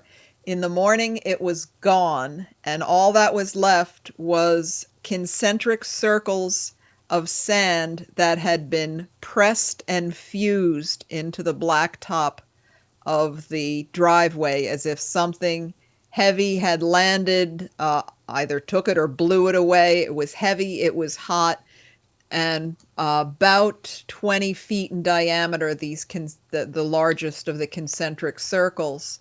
And I asked her, this was in the 80s, I said, are those circles still there? She said, yes, but it has been paved. We've had the driveway paved over. Yeah. So for years, I have been trying to get anyone who can take a core sample, dig up part of the driveway. She's given me permission, and have this tested. Was the sand vitrified? Was it hot enough to melt this sand into glass and fuse it with the driveway? Mm-hmm. What type of weight did it take to press that sand in? Could there be any sort of radioactive traces or chemical traces? And I can't get any group or individual to say, we will do that testing. Which is amazing. You would think, especially like within MUFON or an organization such as that, that they would once again, you have physical evidence. You'd think that they would be clamoring all over this. They'd be fighting for it. That's what I thought, and I've brought it up to numerous individuals and groups who are interested, and then I never hear another thing. So if anybody is out there, or if you know of anyone, I want to dig up a chunk of this driveway and have it tested. This is remarkable physical evidence. I mean, it wouldn't be that hard. I mean, you can get a ground penetrating radar. And you can actually map, you can see, even though, they covered it over and stuff, you will still be able to find the locations. I'm sure she and her husband know, they've been traumatized enough. I'm sure that they can pretty much give you the general idea where it's at, and then to do a core sample, that you would think that would not be that difficult. Well, fortunately, she had the presence of mind to take a series of Polaroid photos. So I at least have pictures of it, which ended up on the cover of my second book. So we know where it is, and we have photos of it. But as I said, we need to get in there and test it. This is the Hudson Valley UFO, the photo there at the very bottom? Yes, it is. Those concentric rings. Wow. You can see that was a pile of sand, and something either blew it away, or somebody said, could it have taken the sand, which I hadn't considered. I assumed it was just blown away, but you can see that something round and heavy pressed it apparently the sand was actually, fused, melted into the blacktop. Sure. And for those that are out there listening, that the book is actually Hudson Valley UFOs. If you go to Amazon, and it's the picture at the very bottom. For those that are on YouTube, you're obviously on the computer, so you guys can Google that up. And I looked at that and I didn't know what that was. Obviously the drawings were the drawings, but then so that was a mound of sand that just. Man, there's an alien out there that's just having a good time. Maybe he wanted a beach. I don't know. Well, I would be hey, where do you want to put that? Let's compact this for these people. Let's give them a mess. I mean, when people say it's amazing, because people will go, well, where's the physical evidence? Well, hello, here it is. There it is. They parked. There's an alien out there who's he's just an SOB and wants to make these guys' life difficult, or he's a jokester. He's a prankster. Say, hey, let's just compact this. It would have been better. Well, no, it probably wouldn't have if they just landed on top of his car. And crush it. No, that's not good. No, that's amazing though.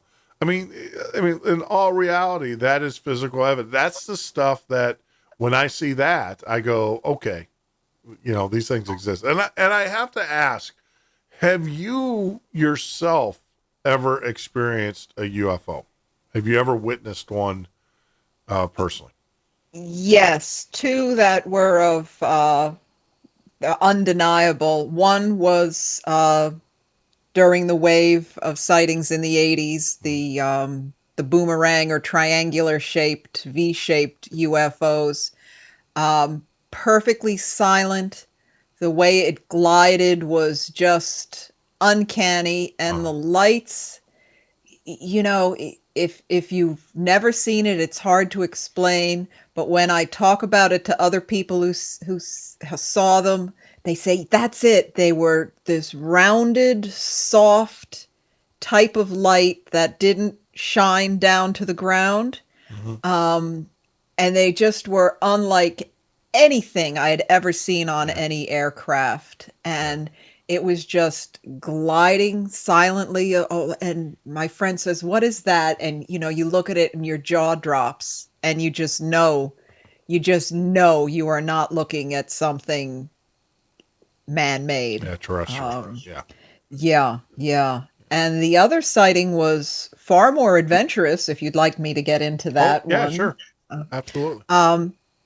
I was in college, and I think I was studying for an organic chemistry test, as I recall. And the phone rings, and it's a friend's mother. who lived, about 20 minutes away to the east. And she knew I had an interest in UFOs. And she said, Linda, run outside now. 3 UFOs just came over the house and they're headed your way. And this was a very intelligent, educated, conservative woman. Yeah. And when she told me 3 UFOs are coming your way, I'm in my bathrobe and I go running out the door. And sure enough, it was again this soft yellow white rounded. I didn't see any craft shape. All I saw was 3 round lights in a little V shape, headed towards the east. And my boyfriend and his friend were there. And I said, get your keys, let's follow them. Again, I'm in my bathrobe. I just jump in the car because you knew this was something spectacular. And we followed them for a short distance, but then one continued east, one went to the north, and one headed south. And it's like, all right, they're gone. And they started heading back. And I said, I had read this book when I was a kid. I think it was a Frank Edwards book. Might have been UFOs, Flying Saucers, Serious Business. And he had a photograph of a man by the name from Vincent Perna in 1963 of this classic flying saucer over Lake Tirati in Harriman State Park.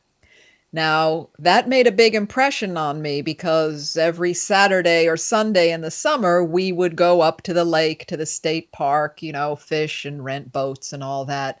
So I just had this strange feeling. I said, once there was a UFO in Harriman, let's take a drive up there.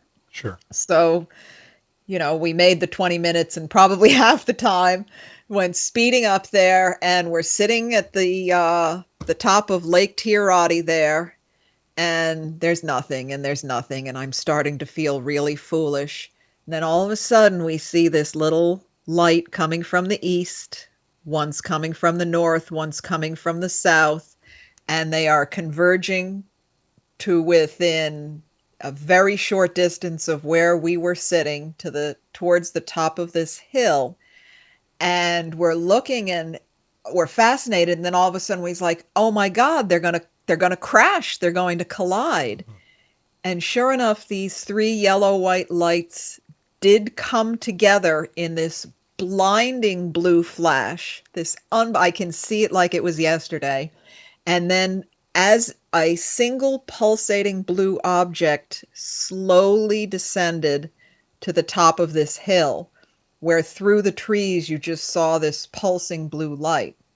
Well, at this point, the state trooper pulls up and wants to know what a 19-year-old girl in a bathrobe is doing in the car with 2 men. Yeah. So I knew my situation was precarious as it was. I didn't want to sound, stoned or drunk on top of it. So I said, officer, sir, turn around and look at the top of that hill. Well, his jaw dropped. He said, get out of here now.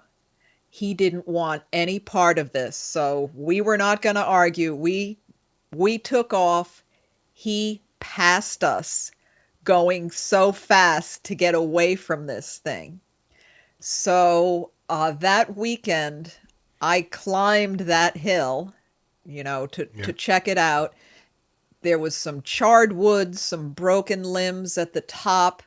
I know people had campfires there, so I can't definitively say it was UFO related.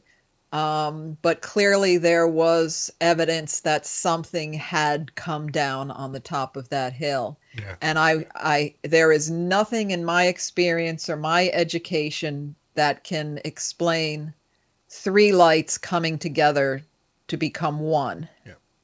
See, and what I find intriguing, I mean, the whole story is intriguing, but the reaction of the police officer, it's almost like he knew, and it's kind of like he knows what might happen. So, because I think a normal human being's reaction would be what you did: stand there and look at it and go, "What the heck am I watching?" Instead of "Get the heck out of here, let's go." It seems like I'm kind of like he knew, and maybe had stories before.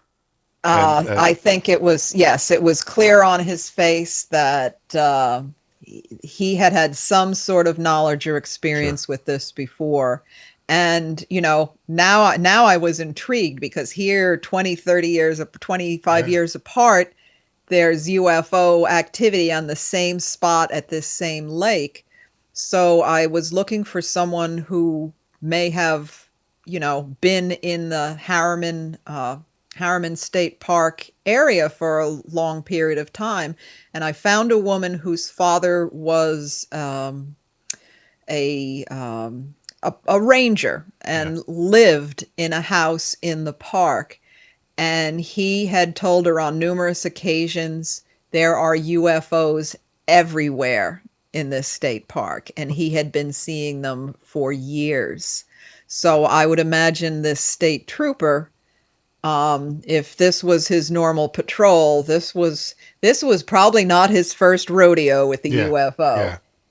Yeah, because that's not a normal response. I mean, that's not to me, well, I would say, I mean, humans go through the phases, right? And in the first phases, they're inquisitive. Sure. He never even said, "What the heck is that? What the hell is that? What are you guys doing?"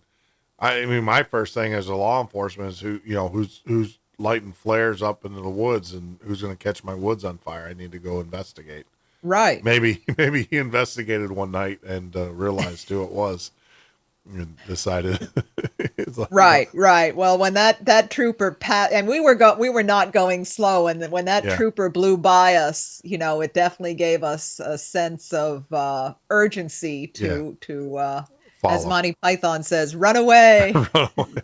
It's the little rabbit. But I find it fast. I mean, my only experience that I've ever had with UFOs is I'm a sailor. I'm not a sailor, but I sail. I've been out on the ocean and I've been on ships and stuff out, far enough away from civilization.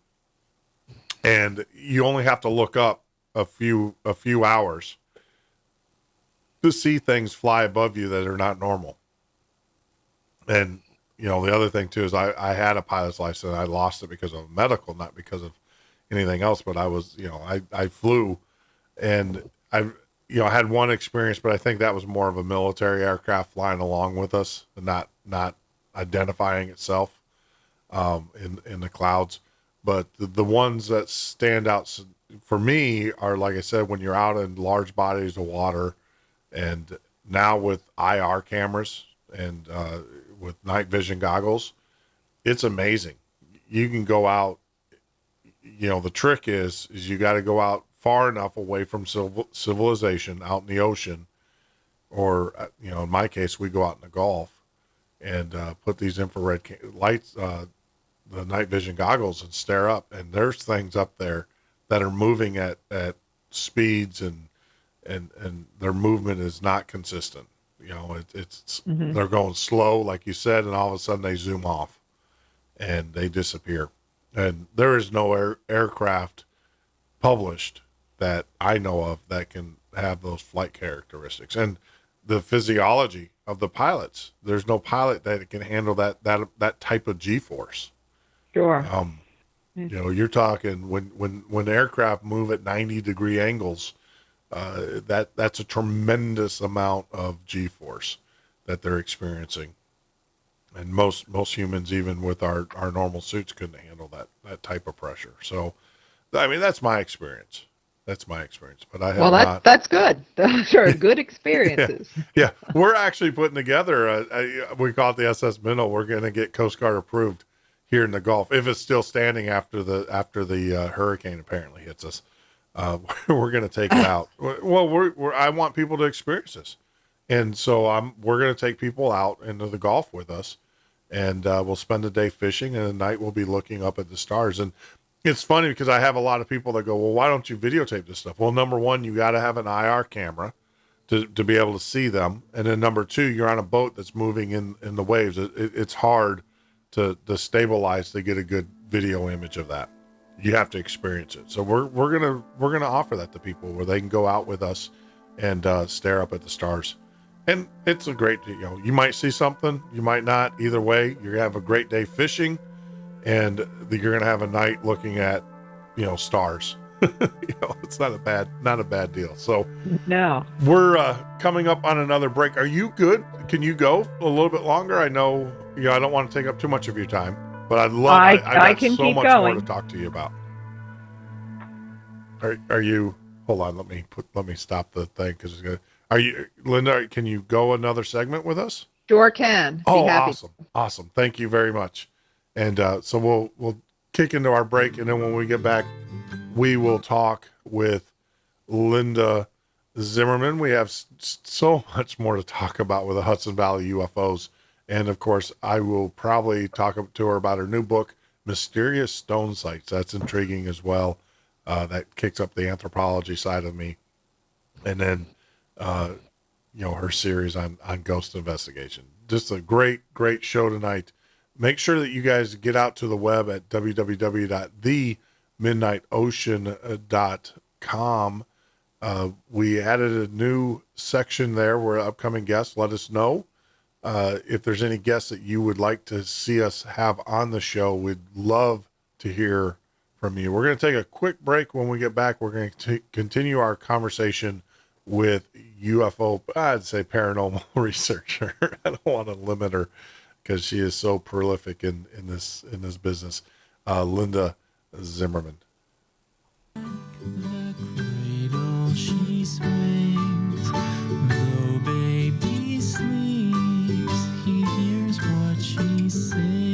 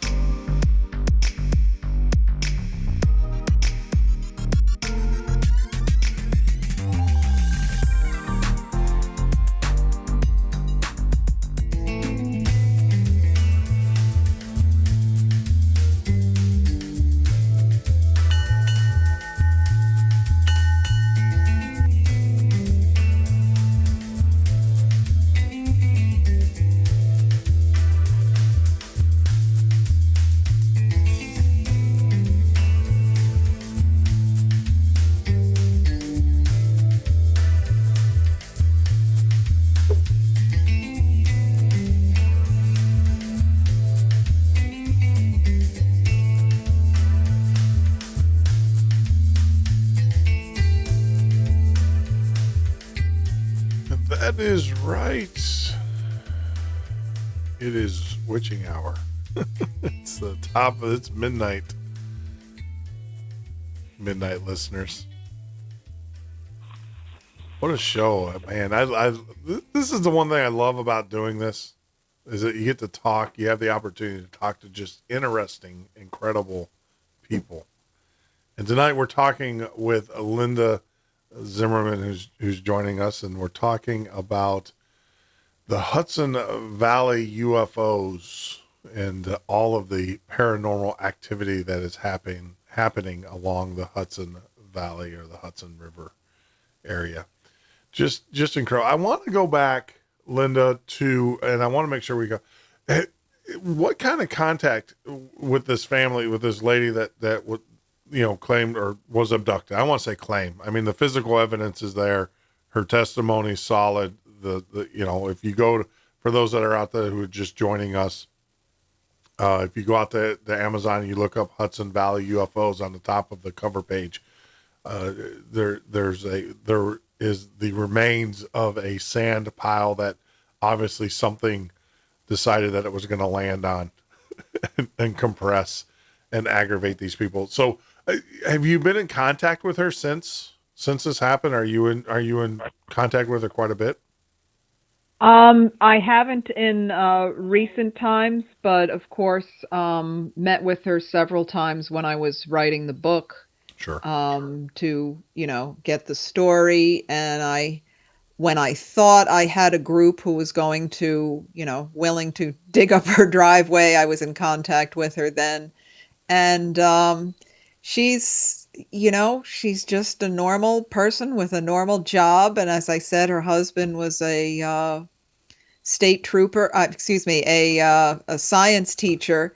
And one thing I forgot to mention was that he did finally get somebody on the line. I can't recall whether it was the sheriff or the state troopers. He wanted them to come out and look at this circles of sand. And the officer said, "We have so many reports of landed craft, we don't have the time to investigate them all." We don't even investigate. That Yeah. I mean, that is amazing. It's just I need to move to Hudson Valley. Well, I don't want to move there. I love Florida. Don't get me wrong, but I definitely need to spend some time up there. I guess the reason why I was asking was, I mean, has she had any ill effects, any kind of physical abnormalities, anything like that? No, not that I know of. Okay. I'm sorry, you getting feedback there? Yeah, I am getting some not feedback. It's just an echo. I'm getting an echo. Yes. Okay, so hopefully that goes away. Yeah, it's gone now. It's gone in my headset. She did not, but there are plenty of people I have spoken to who have marks, who had nosebleeds, who have had nightmares for decades later. That man I told you about with the first one we interviewed with the multi-generational abduction, he has 3 triangular indentations on the back of his neck, which, you can actually put your finger in, and he has no idea, what caused those. And, had he and other family members had illnesses following missing time experiences. One of the creepiest stories was he said he used to work very early, and he would go into each of his kids' rooms and kiss them goodbye in the morning, even though they were all still sleeping. And he said each one of them had bloody noses and blood on their pillows from, so something happened to each of them in the night. Wow.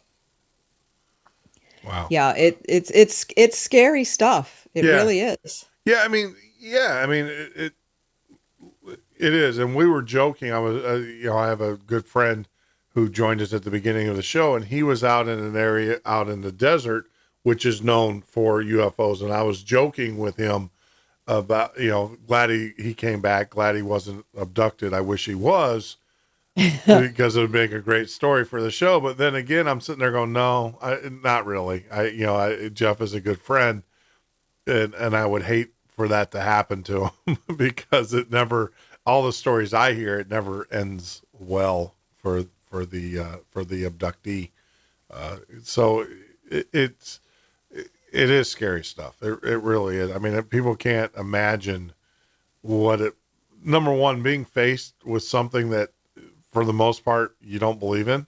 And then number two, being violated physically or whatever, being, dissected on, that's got to be traumatizing in itself.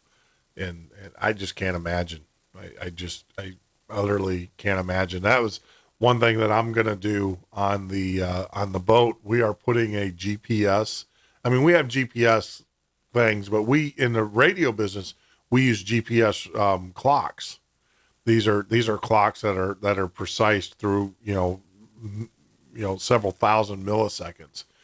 And I'm going to put these GPS clocks on the boats and compare them when we come back to see if they're off by a few seconds from each other. That's a great idea. Yeah. When we leave dock, we'll sync them up. Because you never know. I mean, that's part of the research.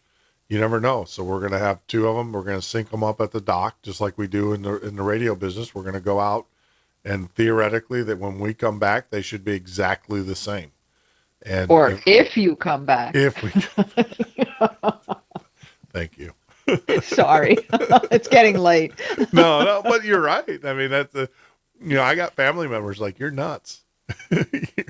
you're was the Jaws, but that's up in New England area. It's like, you need a bigger boat.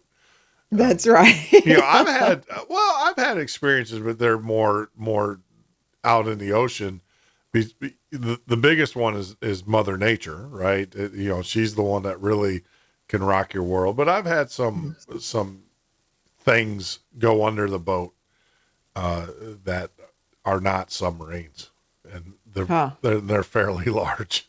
And so I've always told someone, if you ever want to know how insignificant you really are, go out in the ocean in a small, 30, 40 foot craft, and you will learn real quick how insignificant you really are to the rest of the world and stuff. So, going forward, so this was so you wrote this book. Well, it came out in 2014, correct? But most of your research centered around the 80s, 90s? Well, that's what I thought the bulk of the research would be, because during that time, it was 83, 84, 85, thousands and thousands of people were seeing massive silent triangles or V shapes. Some described them as boomerang shaped, incredible lights on them.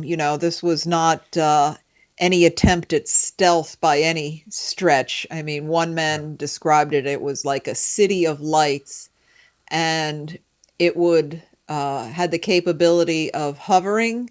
These three teachers I interviewed pulled over on a major highway along with dozens of other cars, and all these people stood under this thing, the size of a football field at treetop level, for 20 solid minutes. Now, when a 5-second sighting can change your life, I can't imagine the impact of standing under this thing for 20 minutes. Yeah. And then these craft also had the ability to take off in the blink of an eye. One emergency room physician described to me that it was this one craft was very close to him, and then again in the blink of an eye, it was a half mile away. And then in another split second, it was back again. Yeah. He said it was just, and this is an educated person, not prone to flights of fancy. And, military men, police, doctors, lawyers. Well, I don't know how much we can trust them, but teachers, people from all walks of life. Yeah. Just it became part of daily life here in the mid 80s, to the point where some people said, yeah, the sixth or seventh time I saw it, I just went inside. I was like, yeah, okay, here it is again. And you can imagine what was going on here to be that blasé Yeah. about this spectacular object. That, I find that just, incredible, the frequency and like you said, the fact that it happens so common to a wide, diverse group of individuals with different various backgrounds, and they get to the point where it's like, yeah, whatever. It's kind of like living with a friendly ghost, right? With Casper. I'm thinking about how, the mindset, because I always try to understand what people are thinking. And I guess it's kind of like when I first came to Florida and saw my first shark, like real shark. It was like, wow, this is incredible. Now it's like, okay, whatever. Feed the shark, throw a little bit of chum in there and go, go on, because you're not going to catch any more fish. So it's time to move on. But it's that whole, it's kind of like, and that's amazing, because that goes, like I said, that goes to the credibility, because that is a normal behavior, that people have over a period of time, even though as exquisite, as incredible as it is, when you're exposed to that stuff repeatedly, it becomes no big deal anymore. So, obviously has the sightings, have they decreased since, in the 80s they were all over now? Are we still seeing sightings? Are they diminishing? Or have they gone away? They have definitely decreased from that massive wave, but still they are ongoing. And what has been seen since around 2013 or so are rectangular shaped craft. Many people have described to me seeing a rectangle with like a white light in each corner and a red light in the center. And again, the same type of characteristics, can stop, can move extremely slowly, like you can walk along under it. And then when it chooses to, it's gone. Wow. And is that a picture on your book? Is that the picture in the upper left-hand corner? Yes, it is. Yes, a member of the police force actually drew that. And that was from a night of multiple sightings. I interviewed a couple of people who saw that same craft. And other people have described these rectangular craft as almost like looking at the bottom of a glass bottom boat, and like there's some sort of rippling energy. One person described you could see the outline of the craft, but it was like the star pattern above it was being projected below it. Which I know sounds like that technology that, they have now to try, they're trying to make things cloaked or invisible by projecting. Are you familiar with that? Project the image behind and front. Yep. So either that's some new technology being tried out by our government, or it's some very old technology being used by something completely different. Yeah, in these cases, I mean, I know that we have some exotic crafts. I mean, that's one of the things here in Florida, that we see some pretty crazy lights, or there's reported, but we have the Nighthawks, we have a lot of special operation warfare units. So of course they're going to have some pretty crazy helicopters and stuff that can do things. But the flight character, I always go back to the flight characteristics, right? I can tell you, there is no material science. The material science side of me kicks in too here. In order to move at a mile, the amount of friction that would create would be incredible. To move that quickly through the low Earth. I mean, even the Lockheed, the SR-71 had special paint on it because as it would travel through, the aircraft actually leaked. A lot of people don't know this, but the aircraft leaked when it was on the ground because when they were going through, when it was actually traveling through the atmosphere, it was heating up because of friction, and then it would expand and it would seal itself up. And so it's, unless physics have changed, there's just no way these flight characteristics, these are not man-made craft. I mean, and they're definitely not being piloted by a human because the human body couldn't handle that G-force would completely rip you apart. I mean, your internal organs would be pretty devastated. Right, and the size of some of these as well. Most people describe them the size of a football field, which I'm sure could be built as like a blimp or something. But I'll never forget this one woman, a research librarian, who said, and I'm waiting for the standard size of a football field, and she said it was the size of a football stadium. And somebody else described it as, she grew up in Queens. She said it was the size of Shea Stadium. Wow. So, boy, if we can build craft the size of a stadium that can hover and move at lightning fast speeds, why isn't that technology come out in the last 30 years? We could use it in the mainstream.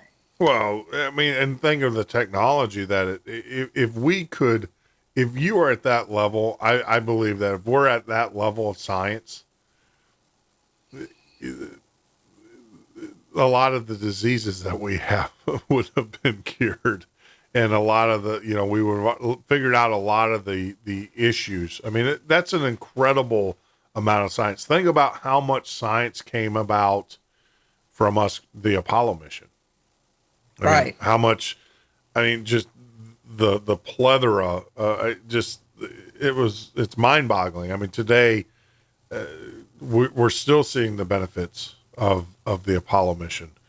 And so now you're talking about building massive crafts that can hover and move and manipulate with zero sound and obviously with a unique type of propulsion. I mean, it's I would say unearthly. At that point, I would have to say that this is not technology that's here on Earth. Right. And, again, we're talking early 80s for this. And then there are cases of triangles and rectangular craft seen in the 70s, the 60s. And then, I keep going back to 1909. How do we explain that? There's, wasn't military craft then. So why should I believe it is now? Yeah. No, I agree. In this case, like I said, I've heard we had Brad on. Brad Olson was on the show, and we were talking about what was going here in Florida. And I think both him and I came to the conclusion that was probably terrestrial in nature. But I think in this case, I agree with you. I think that this is extraterrestrial in nature and everything. So, of late, you said that you've actually spoken like to law enforcement and people, like, correct? Yes. And these things. Now, are they still active? Have they been retired? What is their position? Are they detectives now? Have they moved up into the ranks? Well, the one who drew that sketch is active police force right now. I don't know if he talked about it at work. I would imagine most people in the military or in law enforcement doesn't probably talk about it much because it's not good for career advancement. Yeah. Yeah. Well, Yeah. yeah. Well, that's exactly where I was going, is because, you know, if this is a person that has discussed this publicly is still within the police force, then you got some kind of collaboration right there. You know, that obviously someone of authority above him or alongside them, you know, kind of, you know, agrees with them, is gonna, you know, most of the military, but you're absolutely right, most of the military comes out after the fact, after they retired, or you know, or they're in a position in which they're not afraid to lose their pension, because Exactly. I Right. know that's been threatened as well, as that, you know, if you say this, you're going to lose your pension, which is huge to you know, that means you can't pay your bills, you have no retirement. So Right. I had one woman who, you know, once she got up there in age, she said, you know, what are they going to do to me now? But she had an amazing story. She was a plane spotter at LaGuardia, where she would match the transponder signal with the tail numbers to yep. make sure they matched up. And I was like, well, why would you want to do that? Drug runners would steal planes, change the tail number, and think, oh, we can land at a major New York airport and no one will notice. Yeah. So she could spot civilian, military, commercial aircraft at a great distance. I mean, this is what she did for a living. And she was in Westchester County, which is just north of the city, and saw this massive craft. She couldn't tell me the shape because it was so big. It took up her entire field of view. And she knew the radar man at Westchester County Airport and got him on the phone. And she said, "Are you seeing this?" And he's like, "Oh my God, yes, it's on radar with some massive craft." And she said, I'll be in tomorrow and we'll talk about this. Well, she pulls into the parking lot and this radar guy is running around the parking lot like a crazy person. She said, "What is he doing?" He was looking for her, and as soon as he spotted her car, he ran over and said, "It was a flock of birds. It was a flock of birds." She's like, "What are you talking about?" Well, what happened was right after he had gotten off the phone with her, Yeah. a contingent of Air Force personnel basically kicked the door in of the control tower with guns drawn and threatened everybody there, that what you just saw was a flock of birds and you will lose your job or worse if you talk about it. And she didn't talk about it for many years.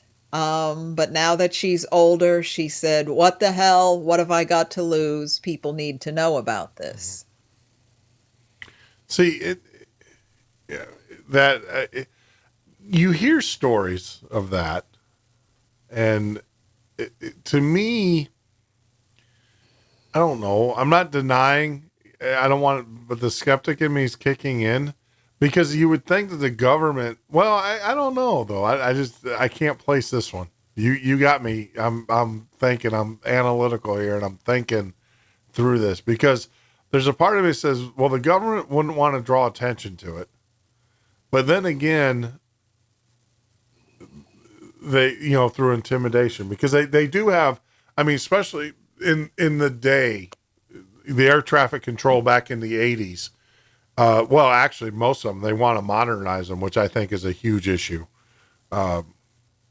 We definitely need to modernize our air traffic control, but the thing is it gives them more control. They can now, because there's a physical tape that's created when you're, as a pilot, if you have an issue in an aircraft, you can say, you know, grab the tape, and it's literally a tape. It's a data tape. And now they want to do that all on disk, which now they can just go in there and delete it, right? Delete the file. But, Right. You know, did they, obviously they probably took the tape, with them. They didn't leave it laying around. I don't think any evidence was left. Yeah, No. Yeah. And they got to her boss, who also, intimidated him, and he said, "Do not speak about this. Sure. Again, we'll lose our jobs or worse." Sure. And I know with the Air Force being right on the spot there, you're thinking, oh, it's the Air Force is testing something, but then again, if you're testing something and don't want anybody to know about it, why are you sending a massive craft over a populated area covered in lights? Yeah, and the other part of it too is why you kicking it. You just kind of go, "What are you talking about?" I mean, that would be the best case, and I guess that's the thing that I would be is like plausible to. What are you talking about? What aircraft? What? Right. That's right. That's how I would be looking at you if I was a 4-star general lying through my tape. I'd be looking at you. Go, what are you talking about? There was no aircraft. You didn't see anything. Right.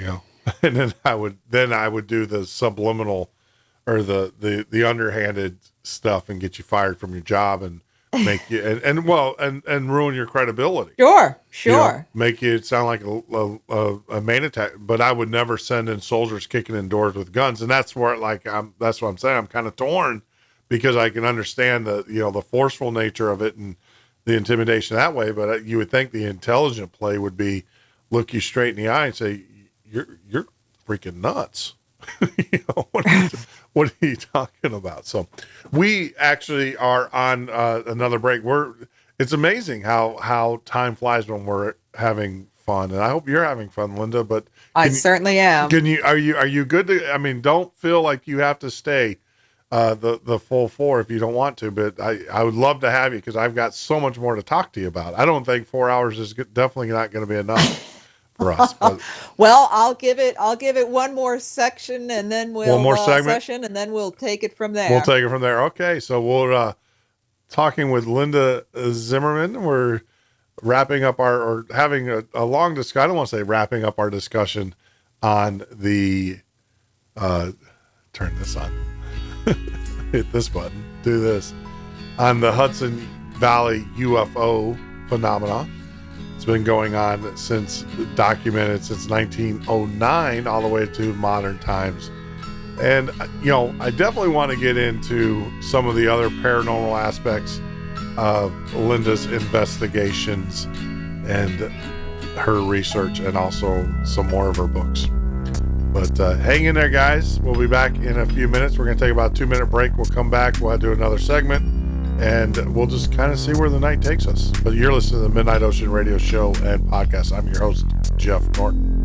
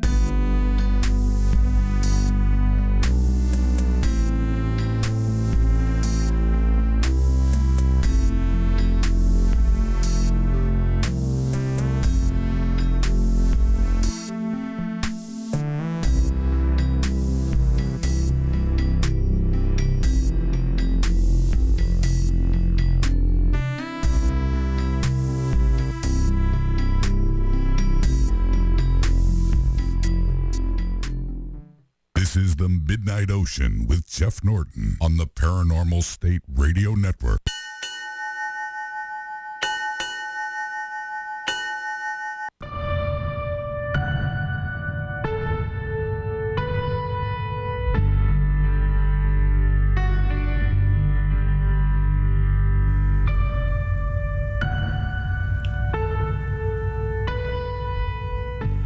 This is the Midnight Ocean Radio Show and podcast. I am your host, Jeff Norton. You can join us here every weeknight from 10 p.m. till 2 a.m. Eastern Standard Time, or 24/7 on the web at www.themidnightocean.com. Make sure if you are out there, if you're a social media type of person, make sure you get out to our page, The Midnight Ocean, and also join our group, The Midnight Listeners. Promise I will not spam you. Don't believe in that. I'm not going to ask you to feed my goldfish or whatever Facebook does these days. I think it was Farm Bill when I first started out, but we won't do that. We don't believe in that. There's so many other things that are more important, more pressing in today's time, day and time, than feeding someone's virtual fish. And right now, what's more important is talking to Linda Zimmermann, who's joining us via Skype.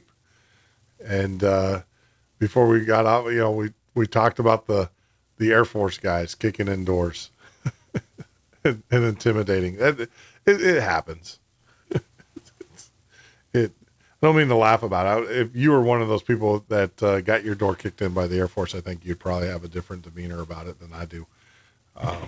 But I can see that being intimidating, but like I said, I think they probably perfected their psych ops, that they do. Now they just deny it. I don't think you see the Men in Black anymore. I don't think they show up. Have you, and that's actually a good question. Have you ever heard of stories where any of these individuals along, the Hudson Valley, have they been visited by government officials besides the Air Force kicking in the doors? I mean, have they been guys showing up, Men in Black type guys? Well, I've heard a few stories, but what actually happened to me, which I thought was funny for the first few minutes, but then wasn't so funny, that man, Gary, with the multi-generational abduction, right after we filmed at my house, the interview with him, and the crew, he and the crew left. My husband came home from work, and I'm standing in the living room telling him, I'm just going on about and this happened and that happened, and this van pulls up in front of the house with darkened windows. Now, nobody ever comes up our street. I always say you could take a nap in the middle of my road, and there's this van, and I'm like, Men in Black. I'm joking. And they didn't move, and I'm like, I'm not saying another word till that van leaves. And it just sat there minute after minute. And finally my husband's like, I'm going to go out and see what this guy wants. Yeah. And he starts to go out the door. I was like, oh, no, you don't. Yeah. And I just stood there in the picture window with my arms folded and just said, I'm not saying another word. You might as well leave. And he waited another couple minutes and finally drove off.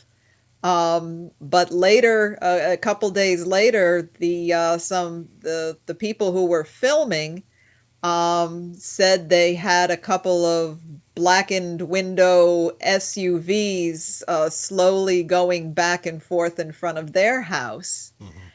And, it could have all been coincidence, but in the almost 20 years we've lived here, we have never had anybody stop in front of our house like that. And the timing was interesting. Yeah, yeah. And I can tell you, I can understand.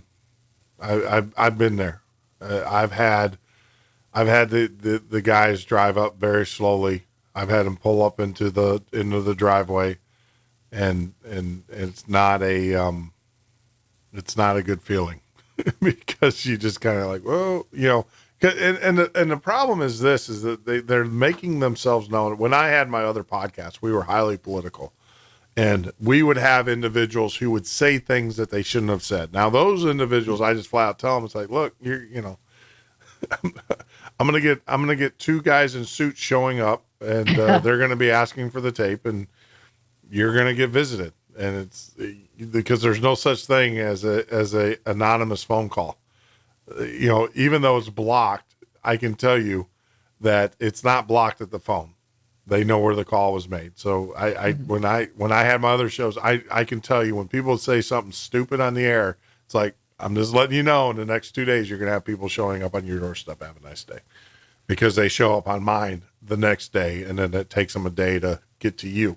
They usually show up and get the recording and everything. So I've had those experiences, and I can tell you there is a difference between those types of engagement with federal law enforcement and then the engagements of the people that work for the federal government and don't introduce themselves to you. That is a creepy feeling. And I've had those instances as well, where, like I said, you know, they're there, and they make it known that they're watching you, but they don't ever introduce themselves. They don't ever credential, what we call credential. They don't ever credentialize themselves to you.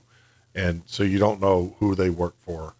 And, if it was FBI, BATF, or whoever, they got to show you their credentials. These guys don't. And that's scary. That's pretty intimidating. Yeah. I had a lot of people saying, "Oh, you're crazy. Do you know what you're getting into?" And I'm like, I'm interviewing people, and I'm just writing their stories. You know, I didn't see myself as anything threatening. Yeah. I'm doing my job. I'm doing my job. But there's some stories I don't want written. Apparently not. Yeah. So, with the Hudson Valley, you said that there's still things going on, but it's not as prolific as it used to be. Is it still, have you gone back to the park where you had the incident, with the officer and stuff? Have you gone back since then, or is it just kind of you've moved on? Well, no. Any opportunity I have to skywatch. Been to Pine Bush a couple of times where activity is still going on. Just a few nights ago, I had the lounge chair out in my backyard, hoping. Only satellite sightings, but there's that moment your heart skips a beat, and could this be it? So, any chance I get, I'm still looking. Wow. And hey, you and your husband are more than welcome to come down. Like I said, we'll go out, we'll do a good fishing trip during the day, and then we'll just hang out at night. And you want to talk about night gazing. You had me at night vision goggles. Yeah, it's fun. It's fun. I mean, I can't guarantee, but I will tell you that there's a great possibility that you'll see. I mean, I have no doubt. When people ask me, I'm like, yeah, yes, there are. I've seen them enough, with my night vision goggles to know that they do exist, and there are things flying in our sky that are not terrestrial in nature. Can we switch gears here for a little bit? Sure can. Because there's another topic that's I'm gonna get. It's like 2 for 1 here. I get a great guess. And your knowledge in both areas is just incredible. Your ghost investigation that you do. Now, what were you just like bored with UFOs and you decided that you're going to get into ghost investigation as well? No, quite the opposite. The UFO research I decided to do because just about every time I'd give a ghost lecture, somebody would come up to me and tell me about their UFO story. Oh. And I'd say, well, why are you telling me this? Well, it's all connected, isn't it? And as I said, I initially, kind of resisted that. But I started ghost investigations about 20 years ago, before there were all these shows on TV and things. And I got really, really into it and still am. I think I have 16 books on ghosts, somewhere around there. But my most popular is the Ghost Investigator series, from which I'm working on volume 14 of that. And this Hudson Valley, again, just lends itself to paranormal investigations. We have these old Dutch and English homes that are 300 years old. We have brand new homes built on battlefield sites. We have homes built on Native American burial grounds, which I know sounds cliched, but they're still doing that. Yeah. And it just does not end, the amount of haunted sites. Wow.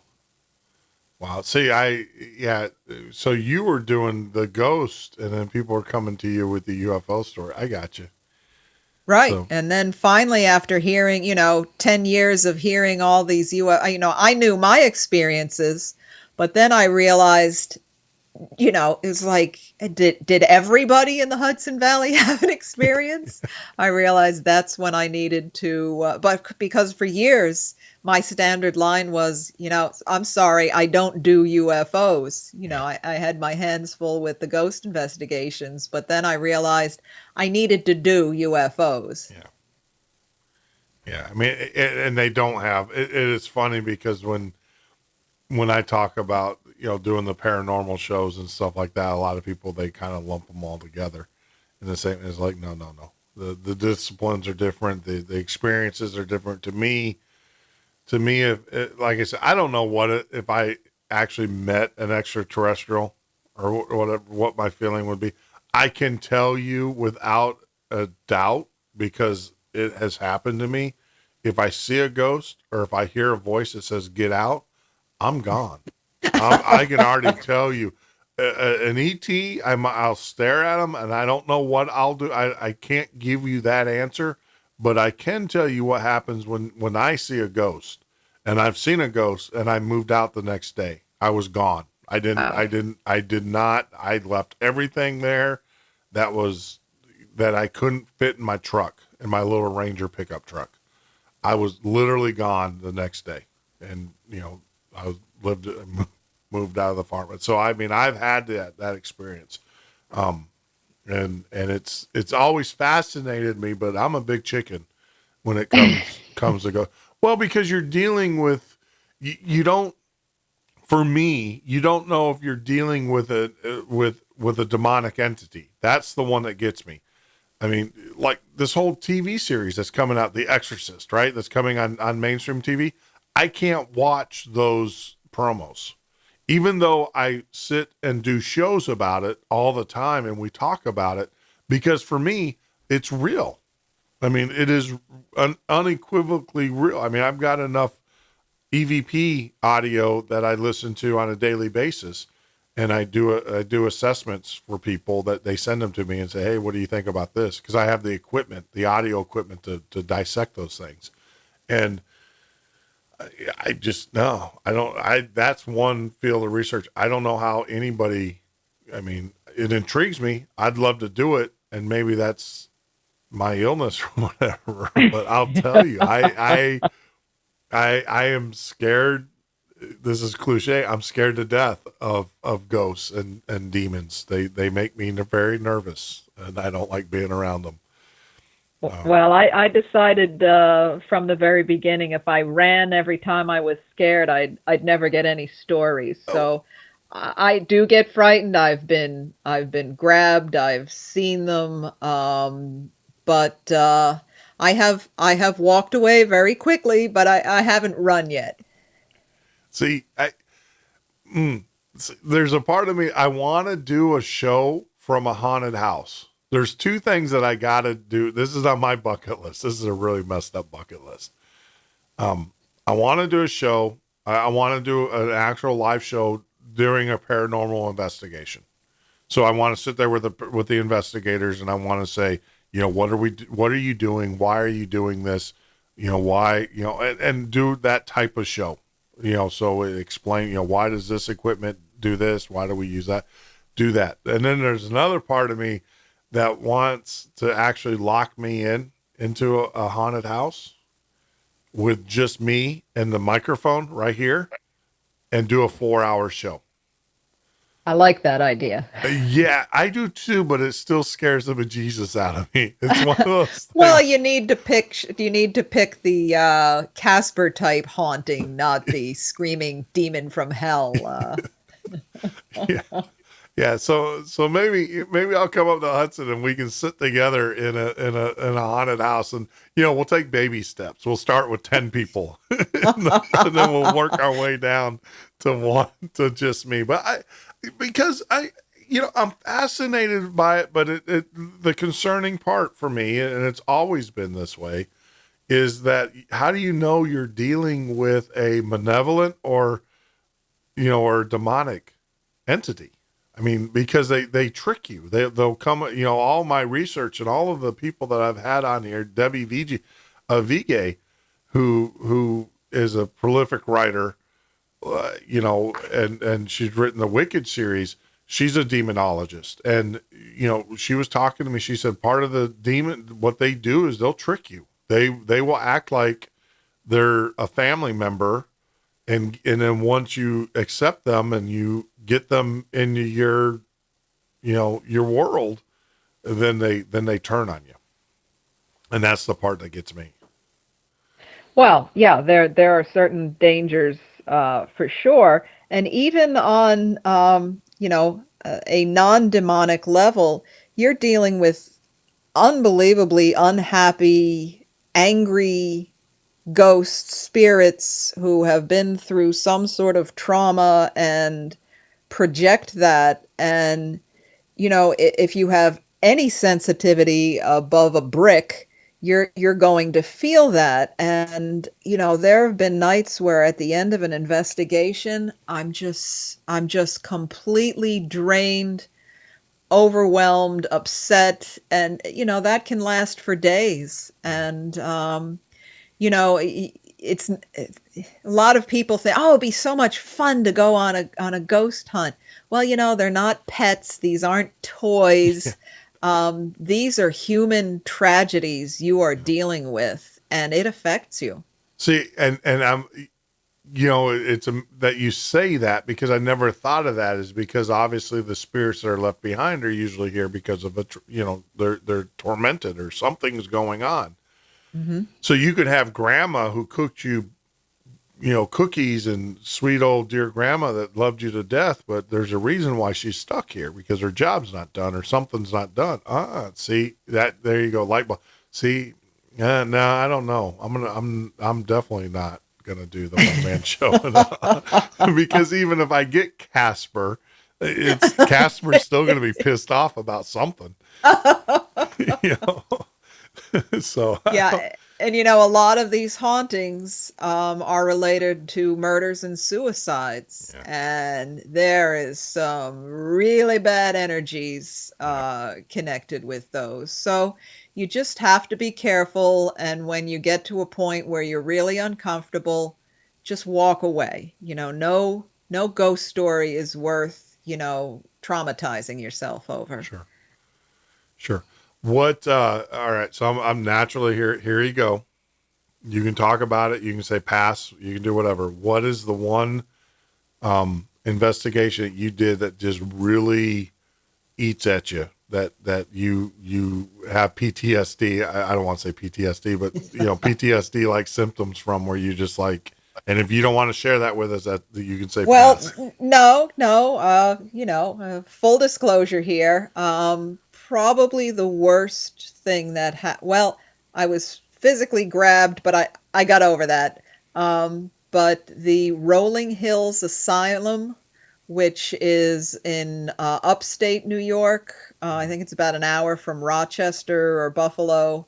It was, for orphans, for the criminally insane, for the terminally ill. It was basically where all these people nobody wanted or knew what to do with, lumped them together there. So, unbelievable deaths and crimes that, they would put the criminally insane in the same room with orphans. So you can imagine what went on there. And I was on the second floor, east wing. Not that I remember this exactly. I was with a friend of mine, a police officer, Mike Warden, who would make a great guest, by the way. He and I have been investigating for years.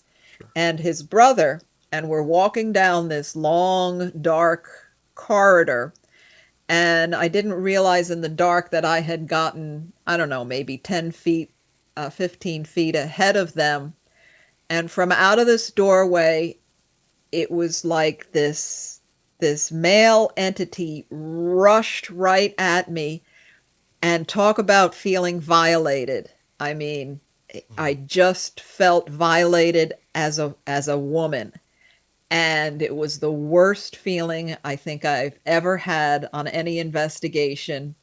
And I had to get out. I just got out of that corridor, and thank God when those metal doors closed behind me, the feeling stopped. And I remember thinking, he can't reach me out here, thank God. And later on that night, the owner of the building at the time, I just said to her, what's the common experience for people in the second floor East Wing? And she said, oh, that wing. She said, women constantly feel attacked there. And that just creeped me out, and it pissed me off that he got to me and that he made me leave. And I had to go back there. I mean, it's a 6-7 hour drive. Months later, I went back and I went in that corridor and I said, I'm back and I'm on to you, and you're not doing that to me this time. Because it really, it bothered me on so many different levels, and I had to get control of it, or it would still bother me to this day. So, I mean, when you went back and stuff, did you have any, because I know that's the secret, is that you basically have to rebuke them verbally and say, for lack of a better word, and because we are radio, F you, I'm not, you're not playing the game with me anymore. I mean, when you went back, did you have any other experiences, any other feelings, or was it just more of a peaceful thing where you basically set the record straight? No, I felt the presence, but I was on guard, and he didn't pull that crap again with me. Gotcha. But yeah, that was the one thing that really bothered me. As I said, felt personally violated, and then I was angry with myself for, letting this thing get the upper hand. Yeah. Now, when you do your investigations, what type of equipment do you guys use? Oh, the standard infrared and FLIR cameras and, digital recorders everywhere.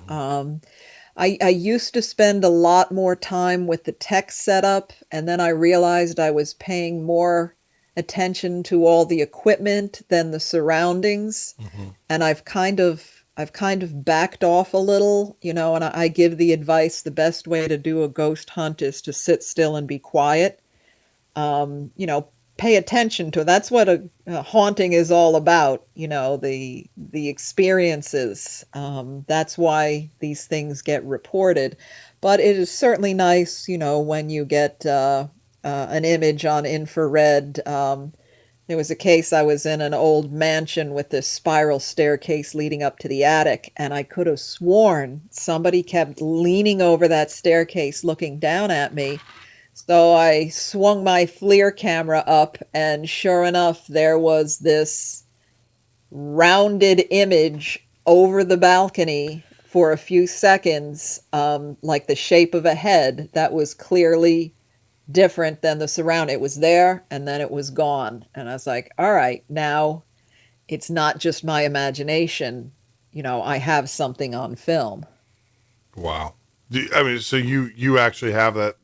You have that on FLIR now? Is that on your website? I have the image on. Excuse me.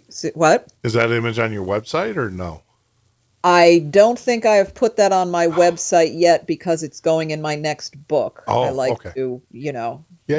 Little teaser there. Put it. But if you want to see probably the best image I ever took, it's in Ghost Investigator Volume 6, and I'm pretty sure it's on my website under Haunted Highlights. And there was this dark figure tormenting these people renting a house. They would wake up in the middle of the night, and this hunched over figure would be staring down at them and objects flying around, really evil. And I saw something in the living room blocking the light that was filtering through the curtains. And I grabbed my infrared camera, took a few photos, and when I got home and enlarged them, I said, holy, you know what?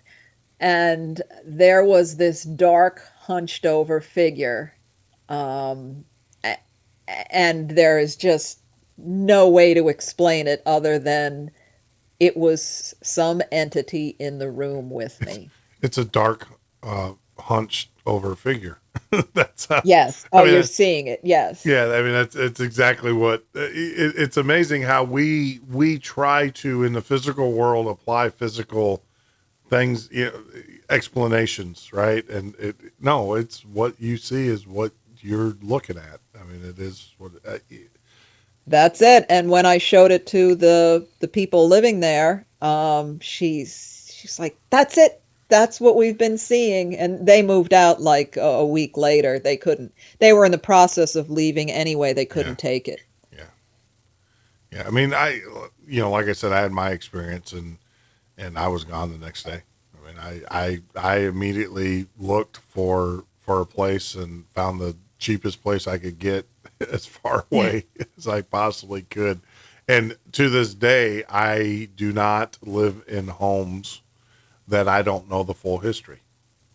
I have to know the full history of the house. That's very smart. Yeah. Yeah. Yep. I mean, and I make it perfectly clear who died here, how old were they, why did they die? Because especially you get older homes, you're always going to have death there, right? Right. It's just the way it is. So I always ask the questions. I've always asked those questions because I just don't ever that experience that I had sticks in my head. But enough about me. So now, have you seen physical manipulation? Now, that's one thing I have never experienced with a poltergeist. I mean, I've had things disappear, games being played. I want to say games where I know darn well I put my keys down on the counter and they'll disappear. And then Sandy will, she'll yell at me or whatever because I'm running. I'm like, and she's like, they're on the counter. It's like, no, they're not. I just checked there. And then you turn around and they're sitting right there. I mean, I've had those kind of experiences, but have you actually seen the flying book? I'm thinking of the Poltergeist movie and stuff. I mean, have you seen physical manipulation by entities? Yeah, I was filming an episode of Creepy Canada. I don't know if you ever heard of that show, but I guess they ran out of creepy places in Canada because they filmed a season in America. And we were in this haunted garage, and I'm standing there, the crew's filming me, and all of a sudden there's this clanking sound, real loud, and those little 3-clawed gardening tools. Mm-hmm. It had come off the shelf and hit the floor right near me. And when we watched all the footage, no one was anywhere near it. And also a package of a big thing of rope came off another shelf and hit the floor. And I'm standing there like, well, they're certainly not shy. I mean, this was on camera. It was just unbelievable. And when you may not be able to tell from the show, but when we looked at all of the video and everybody's photos, no one was within 10 or 15 feet of these objects on the shelf. So They just came flying off the shelf, on their own. So that was a really dramatic episode of that. See that? Yeah. I mean, I've never experienced the physical manipulation. The house that I'm talking about that I lived in and stuff, my at the time, my wife, my first wife would yell at me because I worked a graveyard shift. I put myself through college working at the hospital. And I worked the graveyard shift. And she would yell at me because she would accuse me of leaving the lights on or the TV on. That was one thing, is the electrical manipulation. Mm-hmm. Is that, lights were left on, TV was left on, things of that nature when I left for work. And it's like, no, I didn't leave that stuff on. And, sometime along the night, the light would, the light or the TV would turn on. I never experienced that. She always experienced it. And, that was always something that, concerned me, was, well, sure. yeah. Yeah. I mean, like I said, and it was funny when I was talking with Debbie, Vigay on there. I have a crucifix that was given to me by my mother or by my grandmother. It was on her casket when she passed. And I there's a part of me, I got to hang it up. I mean, that's just the part of me, but I don't want to hang it up because I'm afraid I'm going to come back and it's turned upside down. and Did your grandmother do that to you? No, not my grandmother. I'm not saying that. I'm just saying that these entities, because when you do these shows and you spend the amount of hours that I spend in headphones, like you, there's things out there that are going to mess with you. I mean, it's already starting here. Is that just little things that be it man-made. 9 times out of 10, it's man-made. Individuals letting me know that they're listening to the show now, and they have access to computers and stuff like that because there's the back doors. But then there's the other part of it too, is that when you start dealing, and I think a lot of it too is that you're sensitive to it. I get EVPs. I'll get 2 or 3 EVPs a day, where researchers will send them to me and say, "Hey, look, Jeff, can you take a look?" Because I have the audio. I have some high-end audio processing equipment that I've used over the years and have developed in my other line of work. And so I get a lot of the EVPs because I can debunk most of them. But some of them, you listen to them and you're just like, oh. And it's even worse when when you in your heart know they're real. That's the other part. And that's the thing. So have you done any kind of EVP study work? Obviously you have. Sure. The best one was at Ulster County Jail, which had been abandoned. And we had the whole jail to ourselves. And long story short, I had, audio recorders everywhere and heard some things live happening. But when I was going, you sit there and you're listening, and all of a sudden I hear this male voice whisper, "Sarah." And I practically fell out of my chair and I listened over and over again. I said, "No, that's a man whispering Sarah." Now, this was, no one was within 50, 60 feet of this recorder. So I contacted the corrections officer who let us in, and he said, "That's a male cell block. I don't know anything about a Sarah." So about a month later, he was talking to someone who worked there in the 1970s, and he's like, "Oh, well, I know who Sarah is." It's a terrible story. Unfortunately, there was a man in jail there who had molested his own daughter, and he asked to call his wife. And so this corrections officer brought him to the phone, and this man gets on the phone with his wife and keeps saying, "Please ask Sarah to forgive me. I can't believe I did this to Sarah." That was his daughter's name. He said it over and over again. He said when the guy got off the phone, he had this strange look on his face. 45 minutes later, they found him hanging in his cell. And that's where I had put the audio recorder. And no one there that night had a clue about this story because it had happened 40 years ago. And, nobody who was working there at that time had ever heard of it. Wow. Wow. And that, if you want to listen to that, that is also on my website. That's on. Now, were you using actually physical tape recorders, or were these digital recorders, or? This one was a digital recorder. Wow.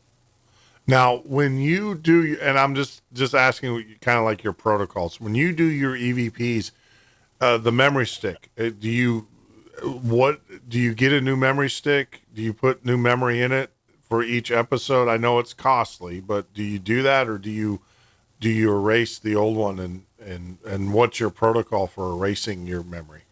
Well, the digital recorder I use does not have external memory sticks. Sure. It's all Okay. internal. So everything gets erased before, I record again. Sure. So, yes, there can, I'm sure there can be some sort of anomaly where you get, carryover.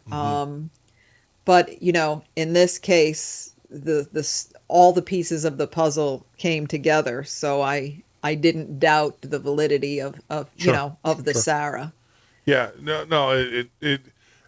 The other thing too is that these digital tape recorders, they just is it kind of like the oh gosh, Panasonic like I have dictaphone, Olympus. Yeah. the Olympus. Yeah. Yeah, I'm thinking because I know some of them, some of those tape recorders do have the ability, because of the audio on them, they do pick up radio frequencies as well, and that was actually that's an issue with the circuitry, because I've done enough tests on those, got enough files on those where I was listening to them, and then I started to listen a little bit closer and closer, and you can actually hear the radio station call letters in the background. Wow. It's like, yeah, okay. So then and you have to do it at a spectral level. So it's a whole different level. It's not at a level where you're hearing. It's all computerized kind of, so that's, and like I said, I listen to EVPs. I get them sent to me all the time, and most of them I debunk, right? They come unsolicited. They just show up in my email. But there are some where I get them, and I can't, in all the years I've been doing this, I can't debunk them, and they are disturbing. And the ones that just rip at me are the kids. Have you ever picked up any children EVPs? We've heard some type of, it's hard to discern words, but like a little laughter or a giggle, and you know in your heart that's a child. Yeah, those are disturbing. Those are the ones that rip me. Those are the ones where I take the headphones off, and I've got, my Sennheisers on, which are, high definition. And these things, when you hear a voice in here, it's like the person's next to you. And it's just, and like I said, the children are the ones that rip me, that just tear me up. And, prior to you coming on, we actually feature a group out of Facebook every night. We make it a practice to kind of find a group that we like, and then we tell our audience about the group and stuff. Have you heard of the Spirit Box, ITC? There's a group that I love their work. It's ITC. They use these spirit boxes. Have you ever used any of those? Or do you know what they are? No, I have seen them being used. I'm not a huge fan of that type of device, but I have seen some incredible results from them. Yeah, and that's the thing. It is amazing. It's more of a, well, I think where the EVP is more of a passive kind of approach, where you're just sitting there waiting for them to imprint. Where this, you're actually provoking them to, it's more, hey, ghost in your face, say something, which is concerning too. But the trick to those things, and I'm starting to try to put together a protocol for evaluating those, because I have a protocol for EVPs. There's certain things that I go through when I get them, but on the Spirit Box, I don't have a testing protocol or an evaluation protocol on those. So have you gotten into any of your research? I know you focus mainly on hauntings. Have you ever gotten into any kind of possession, anything like that, or do you just stay away from it? Some of the cases where there was alleged possession didn't quite pan out. For example, one case, as soon as I got there, the mother informed me that they wanted me to write the story so they could have the next Amityville Horror. And, their son had some problems that had nothing to do with demonic possessions. So, there are those looking for Hollywood fame and fortune. Some are just mentally ill. Yeah. There was one or two cases where, from the descriptions of what people were telling me, it sounded like it could be demonic. And I said, you know what? Call your priest. That this is not for me. Yeah. I'm kind of, like I said, I've been invited. Debbie, she told me that her next demonic experience or whatever that she investigates or whatever, I'm more than welcome to join her. And I'm torn. That was going. I would be busy that night. Yeah, because you're talking to a big old little girl right here. When I'm telling you that Ghost, when I hear it get out, I'm gone. And, I'm a big old teddy bear. I'm 6'6". I'm the size of a professional football player. You want to see a dude move quick? That's it. And so Debbie, when she offered to take me along on one of her possessor demonic house calls, I'm more than welcome to join her. I don't know. I'm just kind of I don't know. It's one of those things where it's the nature of the business, where we have to continue and do the research and like you do, but it's kind of like, I don't know, it's a hazard. I equate it to being a police officer. You go out to protect and serve and take care of the community, and you don't want to get shot at, right? But right. And you need to know what you're doing. Yeah. It sounds like she's been there, done that. Yeah. But not me. If you're not prepared, is it worth the risk? Exactly. I mean, and that's, well, and I think too, it's not like, hey, Jeff, we're going to go do this, show up and videotape it or put it on the show. Yeah. I think there's a preparation period. I'm sure I would have to go through to do that. I would want to do that. Of course I would definitely, think about it on many days ahead of time. But it is fascinating. I mean, I find it more and more. I mean, I'm coming across more and more people who I would say are highly intelligent. These are not people that are easily persuaded, that have professional backgrounds, professional degrees and stuff, are starting to believe, or they're opening up to me at least, that they do believe in ghosts. They do believe in UFOs. They do believe, I'm starting to get that from people. And I don't know if it's a desire of them wanting to believe, or if it's a desire where they truly, truly in their heart believe, they either had an experience or whatever. Because there's that phenomenon too, when life is kind of humdrum, you want to make it exciting. So thus you create, and what better way of creating than, having, UFOs and parapsychology or paranormal events. But I am finding, like I said, most of my professional friends come to me now and say, yeah, I believe in these guys. I'm listening to your show, and I believe you. I believe your guests. And these are people that I would never expect. Number one, I don't know what the heck they're doing listening to my show, but they are admitting it. It is shocking. We're kind of late in the evening, and or actually early morning. Is there anything? Oh, give me 15 minutes, please. I ask of you. Tell me about these stone structures that you are doing research on, or that you wrote your last book on. Okay. Well, how these stone structures came to my attention was actually, there's a lot of paranormal stories and myths about them. I was hearing that strange things go on by these stone chambers. So I said, well, I have to, I have to find out what these are. And, mainstream historians are saying, oh, they're colonial root cellars. Well, they don't have doors. They are above ground. They are not near farms. And I said, well, what is going on here? And come to find out, a lot of them have astronomical alignments.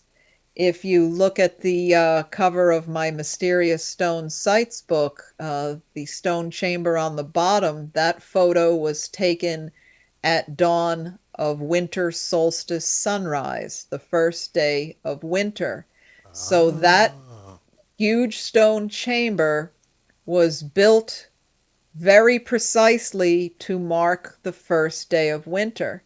And 270 feet away is another stone chamber oriented to the fall and spring equinox. In other words, the first day of spring and fall, sunlight comes through that doorway and illuminates the back wall. Yeah, so I see these, you see that? Yep, I see it. Yep. Yeah. These are not root cellars. These are ceremonial sites. These are calendar sites. Somebody went to a lot of trouble, did a lot of observing, and there are hundreds of these sites. And the question is, who built them? Obviously, your average 18th century farmer didn't astronomically align stones while he was trying to, scratch out a living. But there are enormous perched boulders, which I have on the cover as well. There are rows of standing stones that are aligned to different astronomical alignments.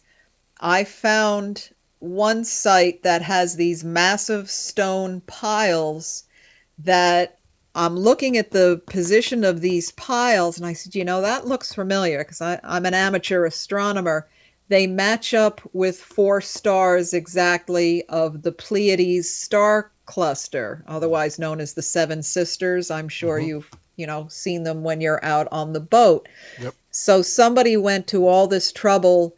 This star cluster was important enough to them to mark it in the ground with tons of stone. So I'm meeting all kinds of resistance because, again, it's just the work of colonial farmers. No, the hell it isn't. Yeah. Yeah. These are precise astronomical calendar sites. And we really need to find out, was it Native Americans doing this? Was it some pre-Columbian European culture who came over here? I mean, who was doing this? And, I know the why, but I don't know the who. Yeah, I mean, this is almost akin. Now, in these stones or anything, have you come across anything like medicine buttons or anything like that? Or any other like hand tools or Well, yeah, one man found an obsidian knife and brought it to some university for testing where they promptly lost it. Other artifacts have been found and dismissed as hoaxes or people planted them. There have been radiocarbon dating. The archaeologists are, well, where's the evidence? Well, here's the evidence that this site is 800 years old. This site's 4,000 years old. And they come back, well, obviously all the samples were contaminated. So, whatever evidence that comes forth, they find a way to dispute it. And I don't get it. We have archaeologists who travel the world, examining sites like this, but when it's in their own backyard, they ignored it, and these sites are being bulldozed. So I'm on a bit of a crusade with this. Wow. Yeah, and unfortunately, yeah. I mean, the last thing they want you to do is, if they're looking at if this is developed land or to be developed land, to have it as an archaeological site, because it shuts it down pretty much. Yeah, the developers were paying archaeologists to sign forms of non-significance, they were called, so that with impunity they could then bulldoze them. And, I'm sure most of the time these archaeologists didn't even probably look at the site or just glanced at it and They said, think it's yeah, yeah, root go ahead. sellers, right? I mean, you already said what they in their minds. The message has already been sent out. These are root sellers. Right, right. Why look at the facts when you can make a few bucks and let the site be destroyed? Now, Um, this stone site that's on your cover of your book, Mysterious Stone Sites, is that still existing? Is that still there? Or has it been destroyed? Yes, fortunately, both all of those you see on the cover are on protected land, and for now are safe. But there are many in great danger. So I'm really trying to bring awareness to get these sites studied and preserved. Yeah. And from a weirdness perspective, as I said, a lot of these sites people have seen strange lights. The big UFO wave of the 80s, somebody was plotting on a map where the most concentration of these sites were, and lo and behold, that's where stone sites were as well. And, I'm not saying aliens are interested in piles of stone, but a lot of these sites were built on natural magnetic anomalies. So perhaps it's the actual Earth energy itself that is causing this other activity. Gotcha. Well, I mean, as a sailor, I mean, we use the stars in the sky as our navigational aids, and it looks like these are compasses or calendars for the ground people, and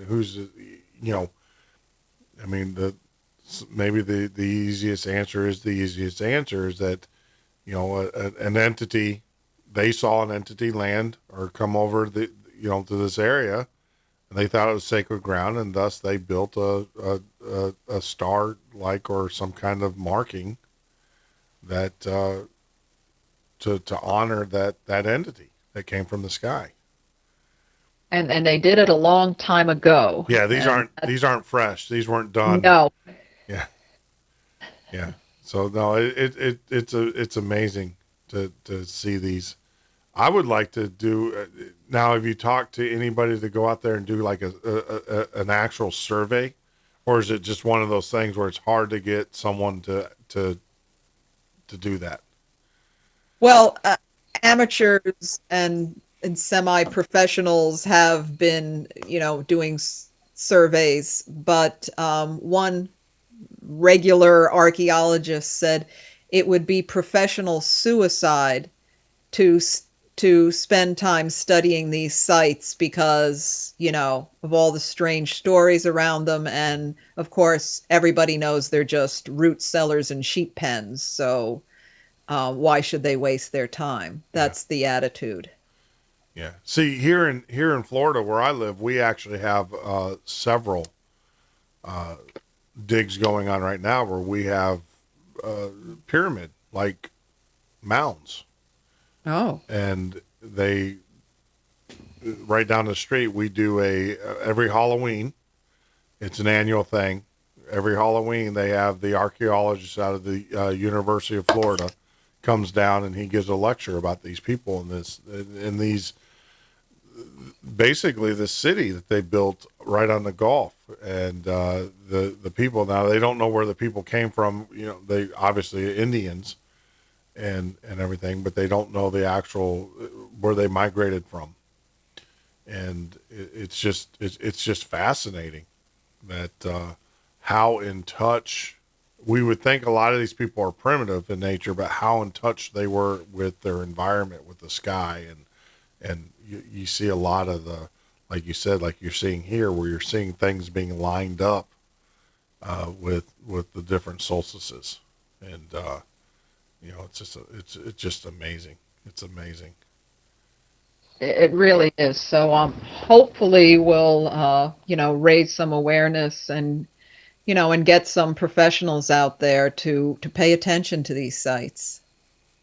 I'll talk to a couple of my friends and see what we can do. I mean, I obviously can't make promises, but you know, the other part though is, I mean, there's a fine line, and do you find yourself running up against this?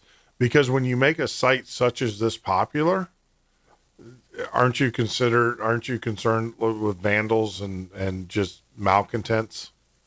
Well, that's the problem. And, there are some organizations who are doing very good work surveying these sites, but they will not tell you where they're located, which protects them. But on the same side, nobody knows about them, so they're more vulnerable to be destroyed. So I guess I was kind of sacrilegious because I actually put GPS coordinates and told you, park here, walk to these coordinates, and this is what you'll find, because I want people to know about them. I want them to visit. I want other eyeballs on these sites with, other expertise to see things that I haven't seen. And, I know I've ruffled some feathers with that, but how can you protect something if nobody knows about it? If no one, yeah. Yeah, I mean, and the other thing too is you have to get it out there, because you never know. I mean, you don't know who's listening to our show. Well, I know who's listening to our show. I've got a couple Egyptologists. That's who I'm thinking. These guys have always been at the forefront of even Egyptology, and I know two of them that are back here in the States, and who knows, right? I mean, we might be able to get them to. So yeah, I mean, there is a fine line. You have to reach out and you got to tell a story and everything, and hopefully people get it. But then there's the risk, right, of the malcontents, right. the ones that are going to go out there now and destroy and vandalize, and unfortunately, right, we have too many of those people these days. But wow, just interesting stuff, Linda. I am. You got my mind going. Well, then my work here is done. The work here is done. I'm gonna ask you: is there a bulk discount for all of your books? For I've got like 5 bookshelves that I need to fill up, and I think I can fill those up. And everything. Yes, we'll do a multi-volume discount. You let me know. Do you sell now your series, the Ghost series, the Ghost Investigator? Do you actually sell that as an all together kind of series, or is it just piece by piece each book? Well, what I did with the first 9, when I started doing lectures, having to carry multi boxes with 9 volumes. What I did was I took my best cases from the first 9 and put them into one volume. It's called the 10th Anniversary Special Edition. Okay. So if you only want to buy one book, that's the book to buy. But if you want all of my cases, you have to buy individual. I was thinking of putting them all together in one, but it would be like the Encyclopedia Britannica. It would be a huge book. So, but yeah, that one is I think has my best cases in it. Gotcha. Yeah, because I mean, like I said, I was going through to put your information on the site, and I just couldn't. So I just said, I'm just going to put your author page because it literally, as I go to it right now, there's 58 books is what it says. You've written 58 books as well. Well, some of those must be the Kindle versions, because I think I'm only in the 30s with books written. So sometimes they'll be listed as separate, Kindle but edition. it's Gotcha. Kindle edition. Yes, there you go. Okay. There you go. I may have written 58. I'm not sure, but I'm thinking it's in the 30s. Gotcha. And like I said, you have the Civil War memories, the funny things happen on the way to Gettysburg. Yeah, I have serious history. Another one of my favorite books is called Bad Science, which you might appreciate. It's it's a humorous look at the entire history of bizarre theories and crazy ideas. And I also have 2 zombie novels because I love the undead. Yeah, I saw that. I saw the tofu.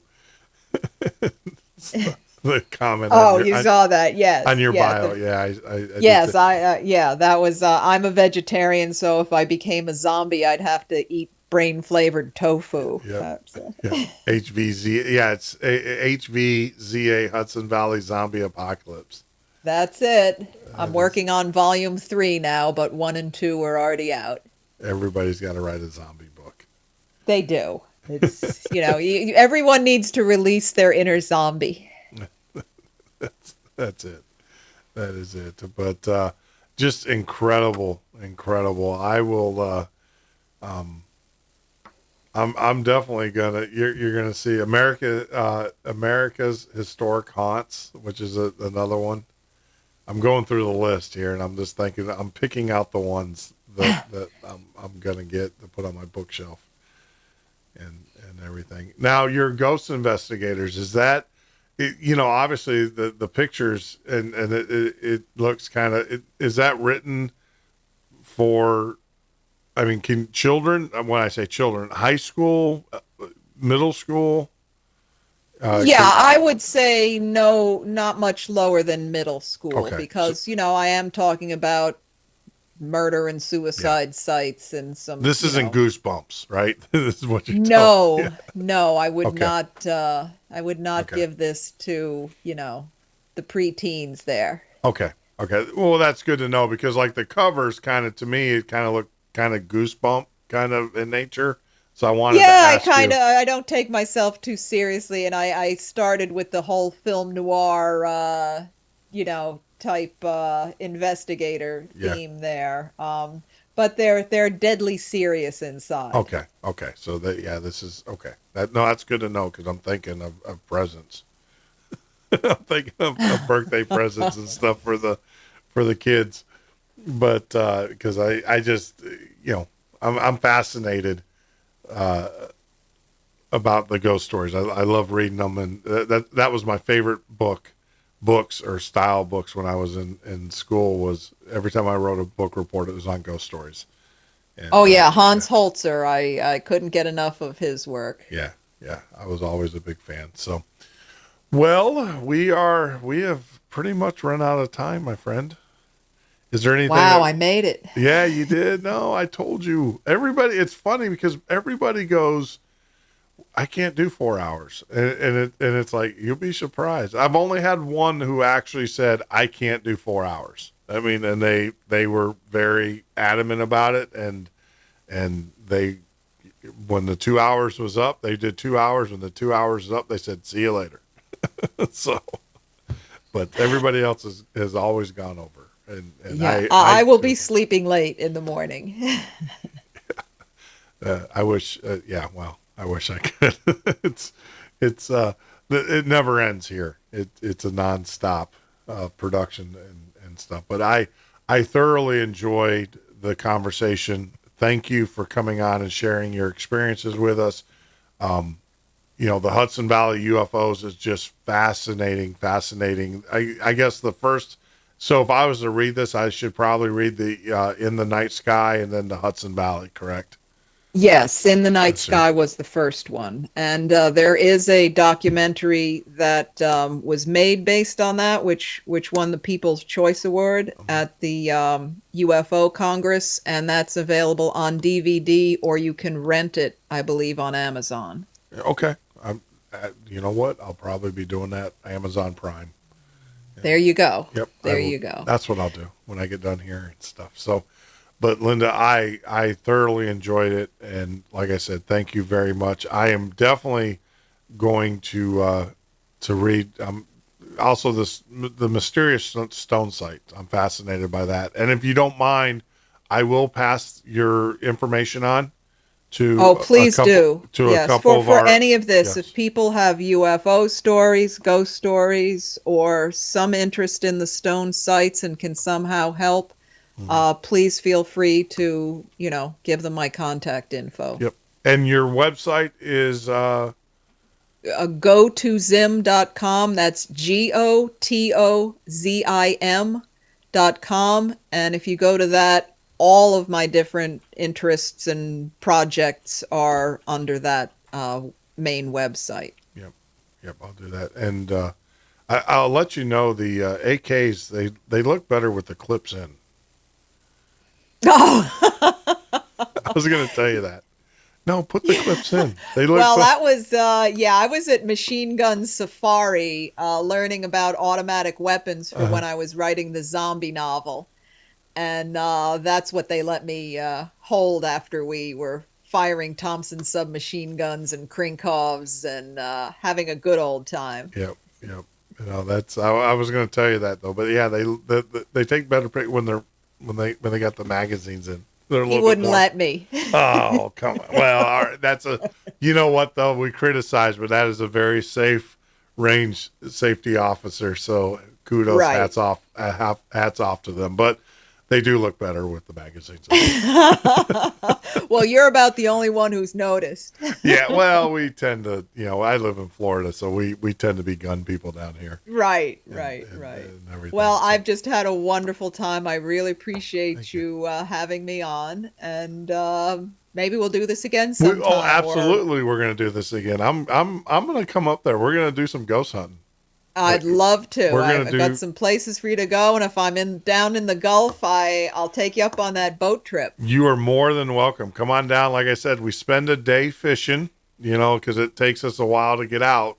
We'll spend the day fishing, and then the night we're fishing for UFOs. So Wow. and it's a great trip. And then we come back. I mean, it's a fully equipped boat. It's not like you're sitting in a dinghy.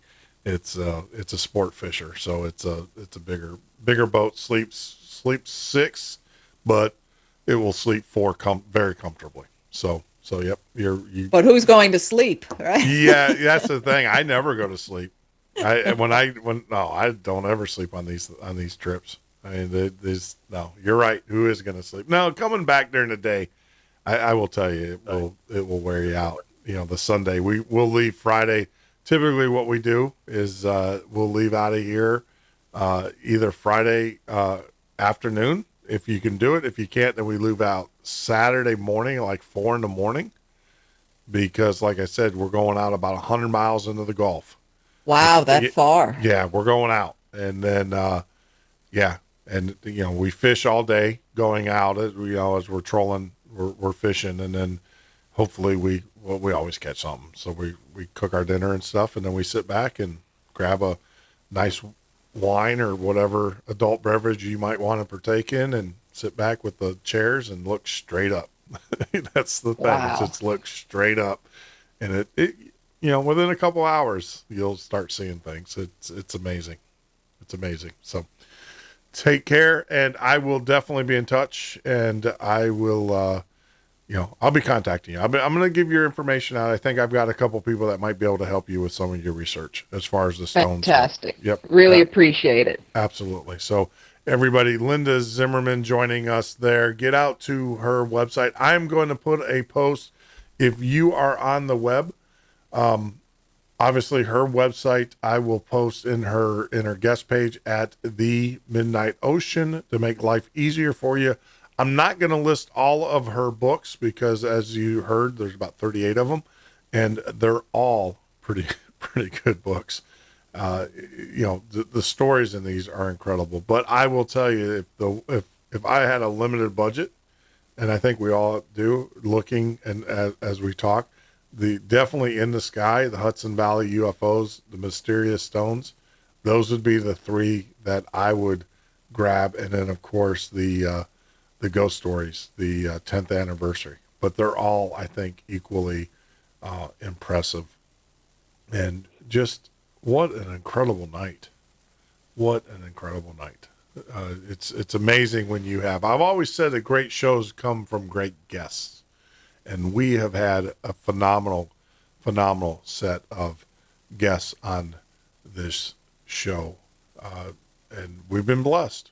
Let's call it what it is. We've definitely been blessed with our guests. So as we roll into the evening, I just want to say thank you to everybody. Now tomorrow, I actually have to go out. I can never pronounce his name. And it's funny because we were talking on the phone, but if you go to the midnightocean.com, in the right hand corner, you click on upcoming guests, and that will actually, that's a new feature that we added to our site because a lot of people were asking us. But tomorrow we have Manu Itarami, and he actually says it completely different than I do because I'm learning.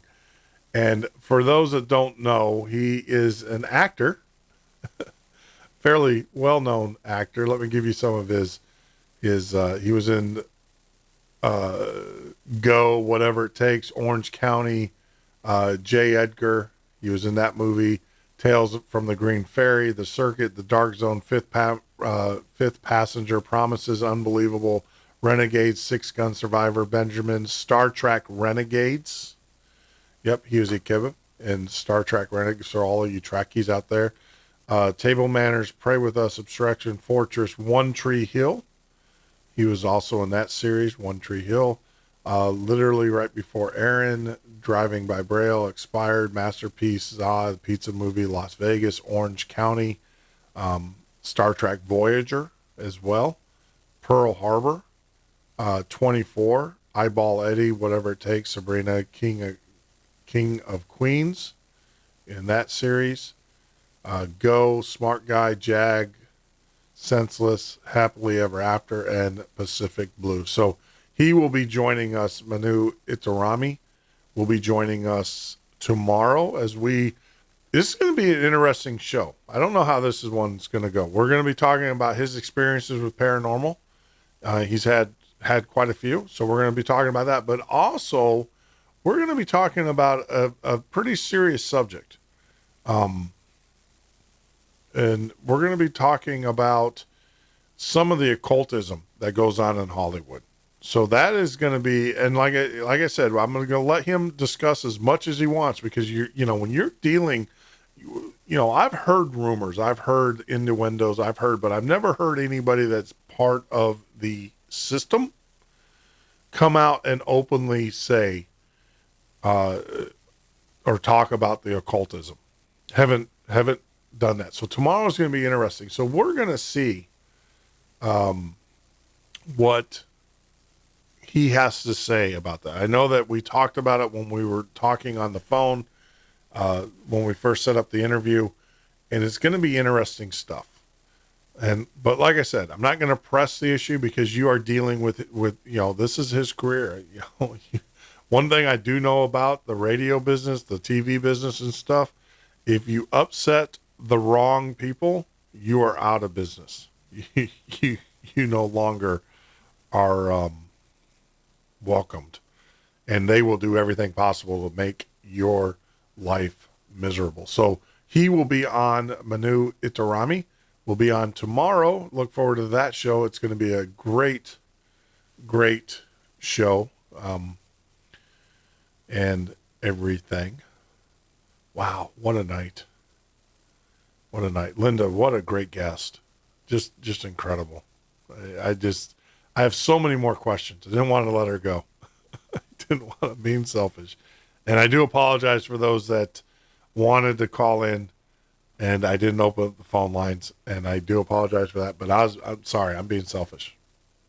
I wanted to talk to her and I wanted to have the conversation. We'll get better at that. We will try to open up the phone lines a little bit earlier for you guys, so you can ask questions. But I'm just intrigued now by these Hudson Valley UFOs. I didn't even know. You hear in the United States, you hear about the classic Sedona. You hear about Area 51, obviously, those areas, the Gulf, the Bermuda Triangles, the classics and stuff. I didn't know anything about Hudson. This is the first time actually I've ever heard about it. And it was fascinating to me, and the fact that it happens so much there that the people that live there don't think anything about it. It's like no news to them. And the fact, as Linda said, that an officer told them to leave wasn't inquisitive. This said, get the heck out of here. And then he hightailed it as well. And then the image of the flattened pile of sand. I mean, if I was an alien and everything, I would be messing with people too. I mean, look, George, look at that big old pile of sand. Let me land it. Let's see. Do you think I can land the craft right on it? And sure enough, that's what happened. That or he was drunk or whatever. But yeah, get out to her book, because the picture on the front cover of her book is actually that sand, and the name of the book for those. And you can Google this. It's Hudson Valley UFOs. So get out there and look at the picture. It's at the very bottom. It's kind of a, you can see where at one point it was a pile and it was smushed down, and it looks like something just clearly landed on top of it. So, definitely putting this one in my library, in my hard book library. This is, we get a lot of our books by Kindle, or we get them by the author, send them to us electronically. But, yeah, this is a hardcover book for me. This is one that's going to definitely go in the collection on the bookshelf. So like I said, as we wind down, I just want to tell everybody, thank you for joining us tonight. Look forward to tomorrow with Mayu Inanami, and it's going to be a great show, and everything. If you haven't done so, if you're new to us on YouTube and everything, please, my nose itch. I don't know what that means, but it just started itching. I gotta forget that I'm on video here. But if you are joining us for the first time, make sure that you subscribe to us at the Midnight Ocean. Hit that subscribe button. That's very important. If you are on social media, also make sure that you join us at the Midnight Ocean. And we do have a group made up for listeners only. It's called Midnight Listeners, all one word. Get out there, because that is the way that you can communicate with me. One of my goals, obviously, is I want to take this show to the next level, and we're doing that. We're talking to syndication already, guys. I had the phone call today. So we're going to the next level. My commitment to you guys is that everybody that's a Midnight Listener, that is your portal to talking to me. No matter how big we get, and you guys in this business, or who listen to some of the classic guys out there, will tell you, they'll tell you that you can never get through to them. I don't know how many years I spent trying to get to Art Bell. And the day that I finally did, where he answered the phone, my Skype was messed up. He couldn't hear me. I was like, I was so destroyed. Years of waiting for him to come back so I can talk to him and everything. So, but as a member of the Midnight Listeners, you're going to be given a special phone number that only Midnight Listeners have access to. And so that's a way of communicating. The other way too is, because you're a Midnight Listener, you can message me. I will only talk via message to the Midnight Listener fan, to that page, to that group. So that is my way of communicating, and that's why we created it. So it's very important that you guys get out there and join it. The other thing too is that we have a goal. Once we hit 100 Midnight Listeners, we have a limited edition t-shirt that we're going to be giving away to 10 individuals. That's right. So if you are a Midnight Listener, and once we reach 100 members, we will be giving away a limited edition t-shirt. And for those on YouTube, you can see it. For those that are not on YouTube, I'll put it up on the webpage. You'll just have to go out to Facebook and see it, because we did post it up there. Or, get on YouTube and look at it. But it's the Midnight Ocean. It was the drawing and everything was created for us. We appreciate it. And with our logo and everything. And we're going to give 10 of those away. And then the other 90 that are left, we're going to sell at $30. So in order for us to get to that first giveaway, we got to get 100 listeners.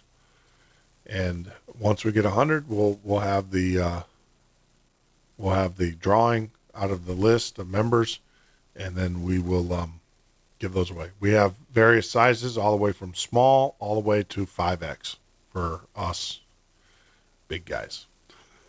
So yes, don't worry. We have 5Xs for you guys.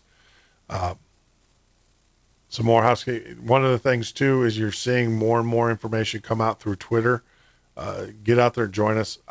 I promise you that I'm not going to spam you. I'm not going to fill your Twitter account. I hate that. I'm already seeing there's a couple guys, I really like their shows, but I don't need to get 40 tweets or whatever tweets from you a day. So it's one of those things. I promise you, I will not do that to you guys either. We will do the tweets. So we got about 10 minutes left. If you guys want to call in, that is perfectly A-okay. You can do that. The number, just in case you have forgot, is 312-588-1200. That's 312-588-1200. As we roll here, we got about 10 more minutes of the show. And if there's anything you want to call, we might go into overtime. I'm feeling a little gamey today. So if you want to give me a shout, feel free to give me a call. Oh, one of the things too, I forgot to tell you that we are opening up a Skype line. We're starting to see more and more people watching the show from overseas, but you have no way of calling in that's economic for you. So we are going to open up a Skype line just for listeners to call in using Skype as well. But if you'd like to give us a call, 312-588-1200. Love to talk to you. But you got a couple more minutes and everything. But I just tell you, what a great show. Thoroughly enjoyed talking with Linda Zimmermann tonight. And I hope you did too. I hope you enjoyed listening to the show.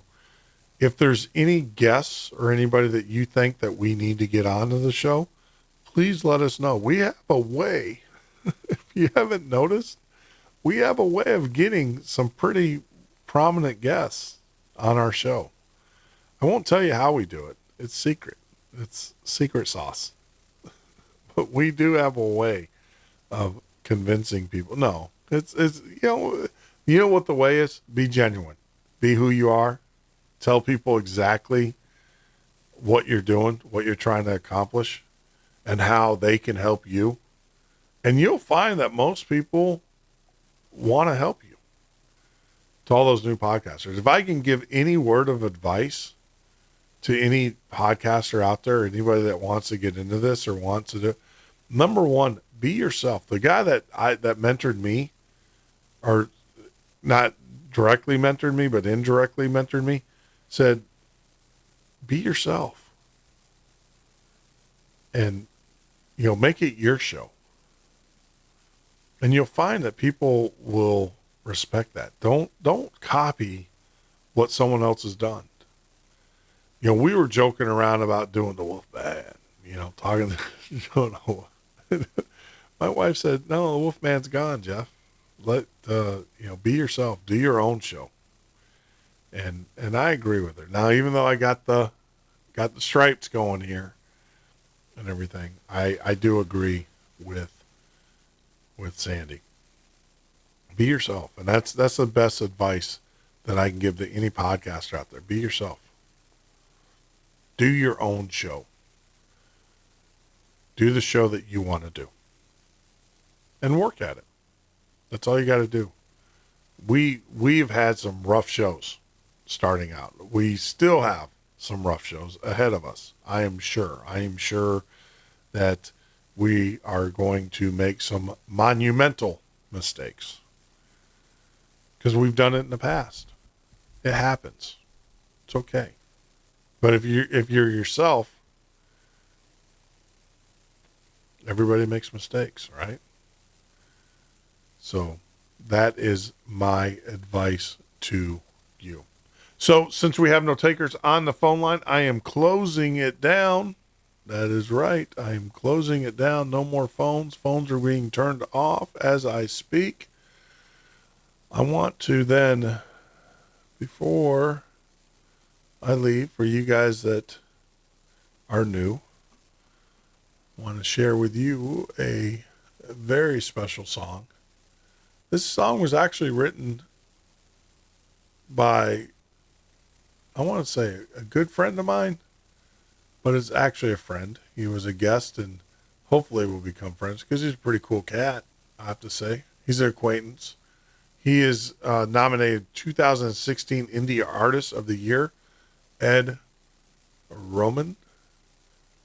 And the song, someone asked me I should play Clone the Sheep. I don't know about that. I do like it. But if you know me, you know that there's two songs in particular that I like, and we'll close the show out with these two. And the first one is I Am Love.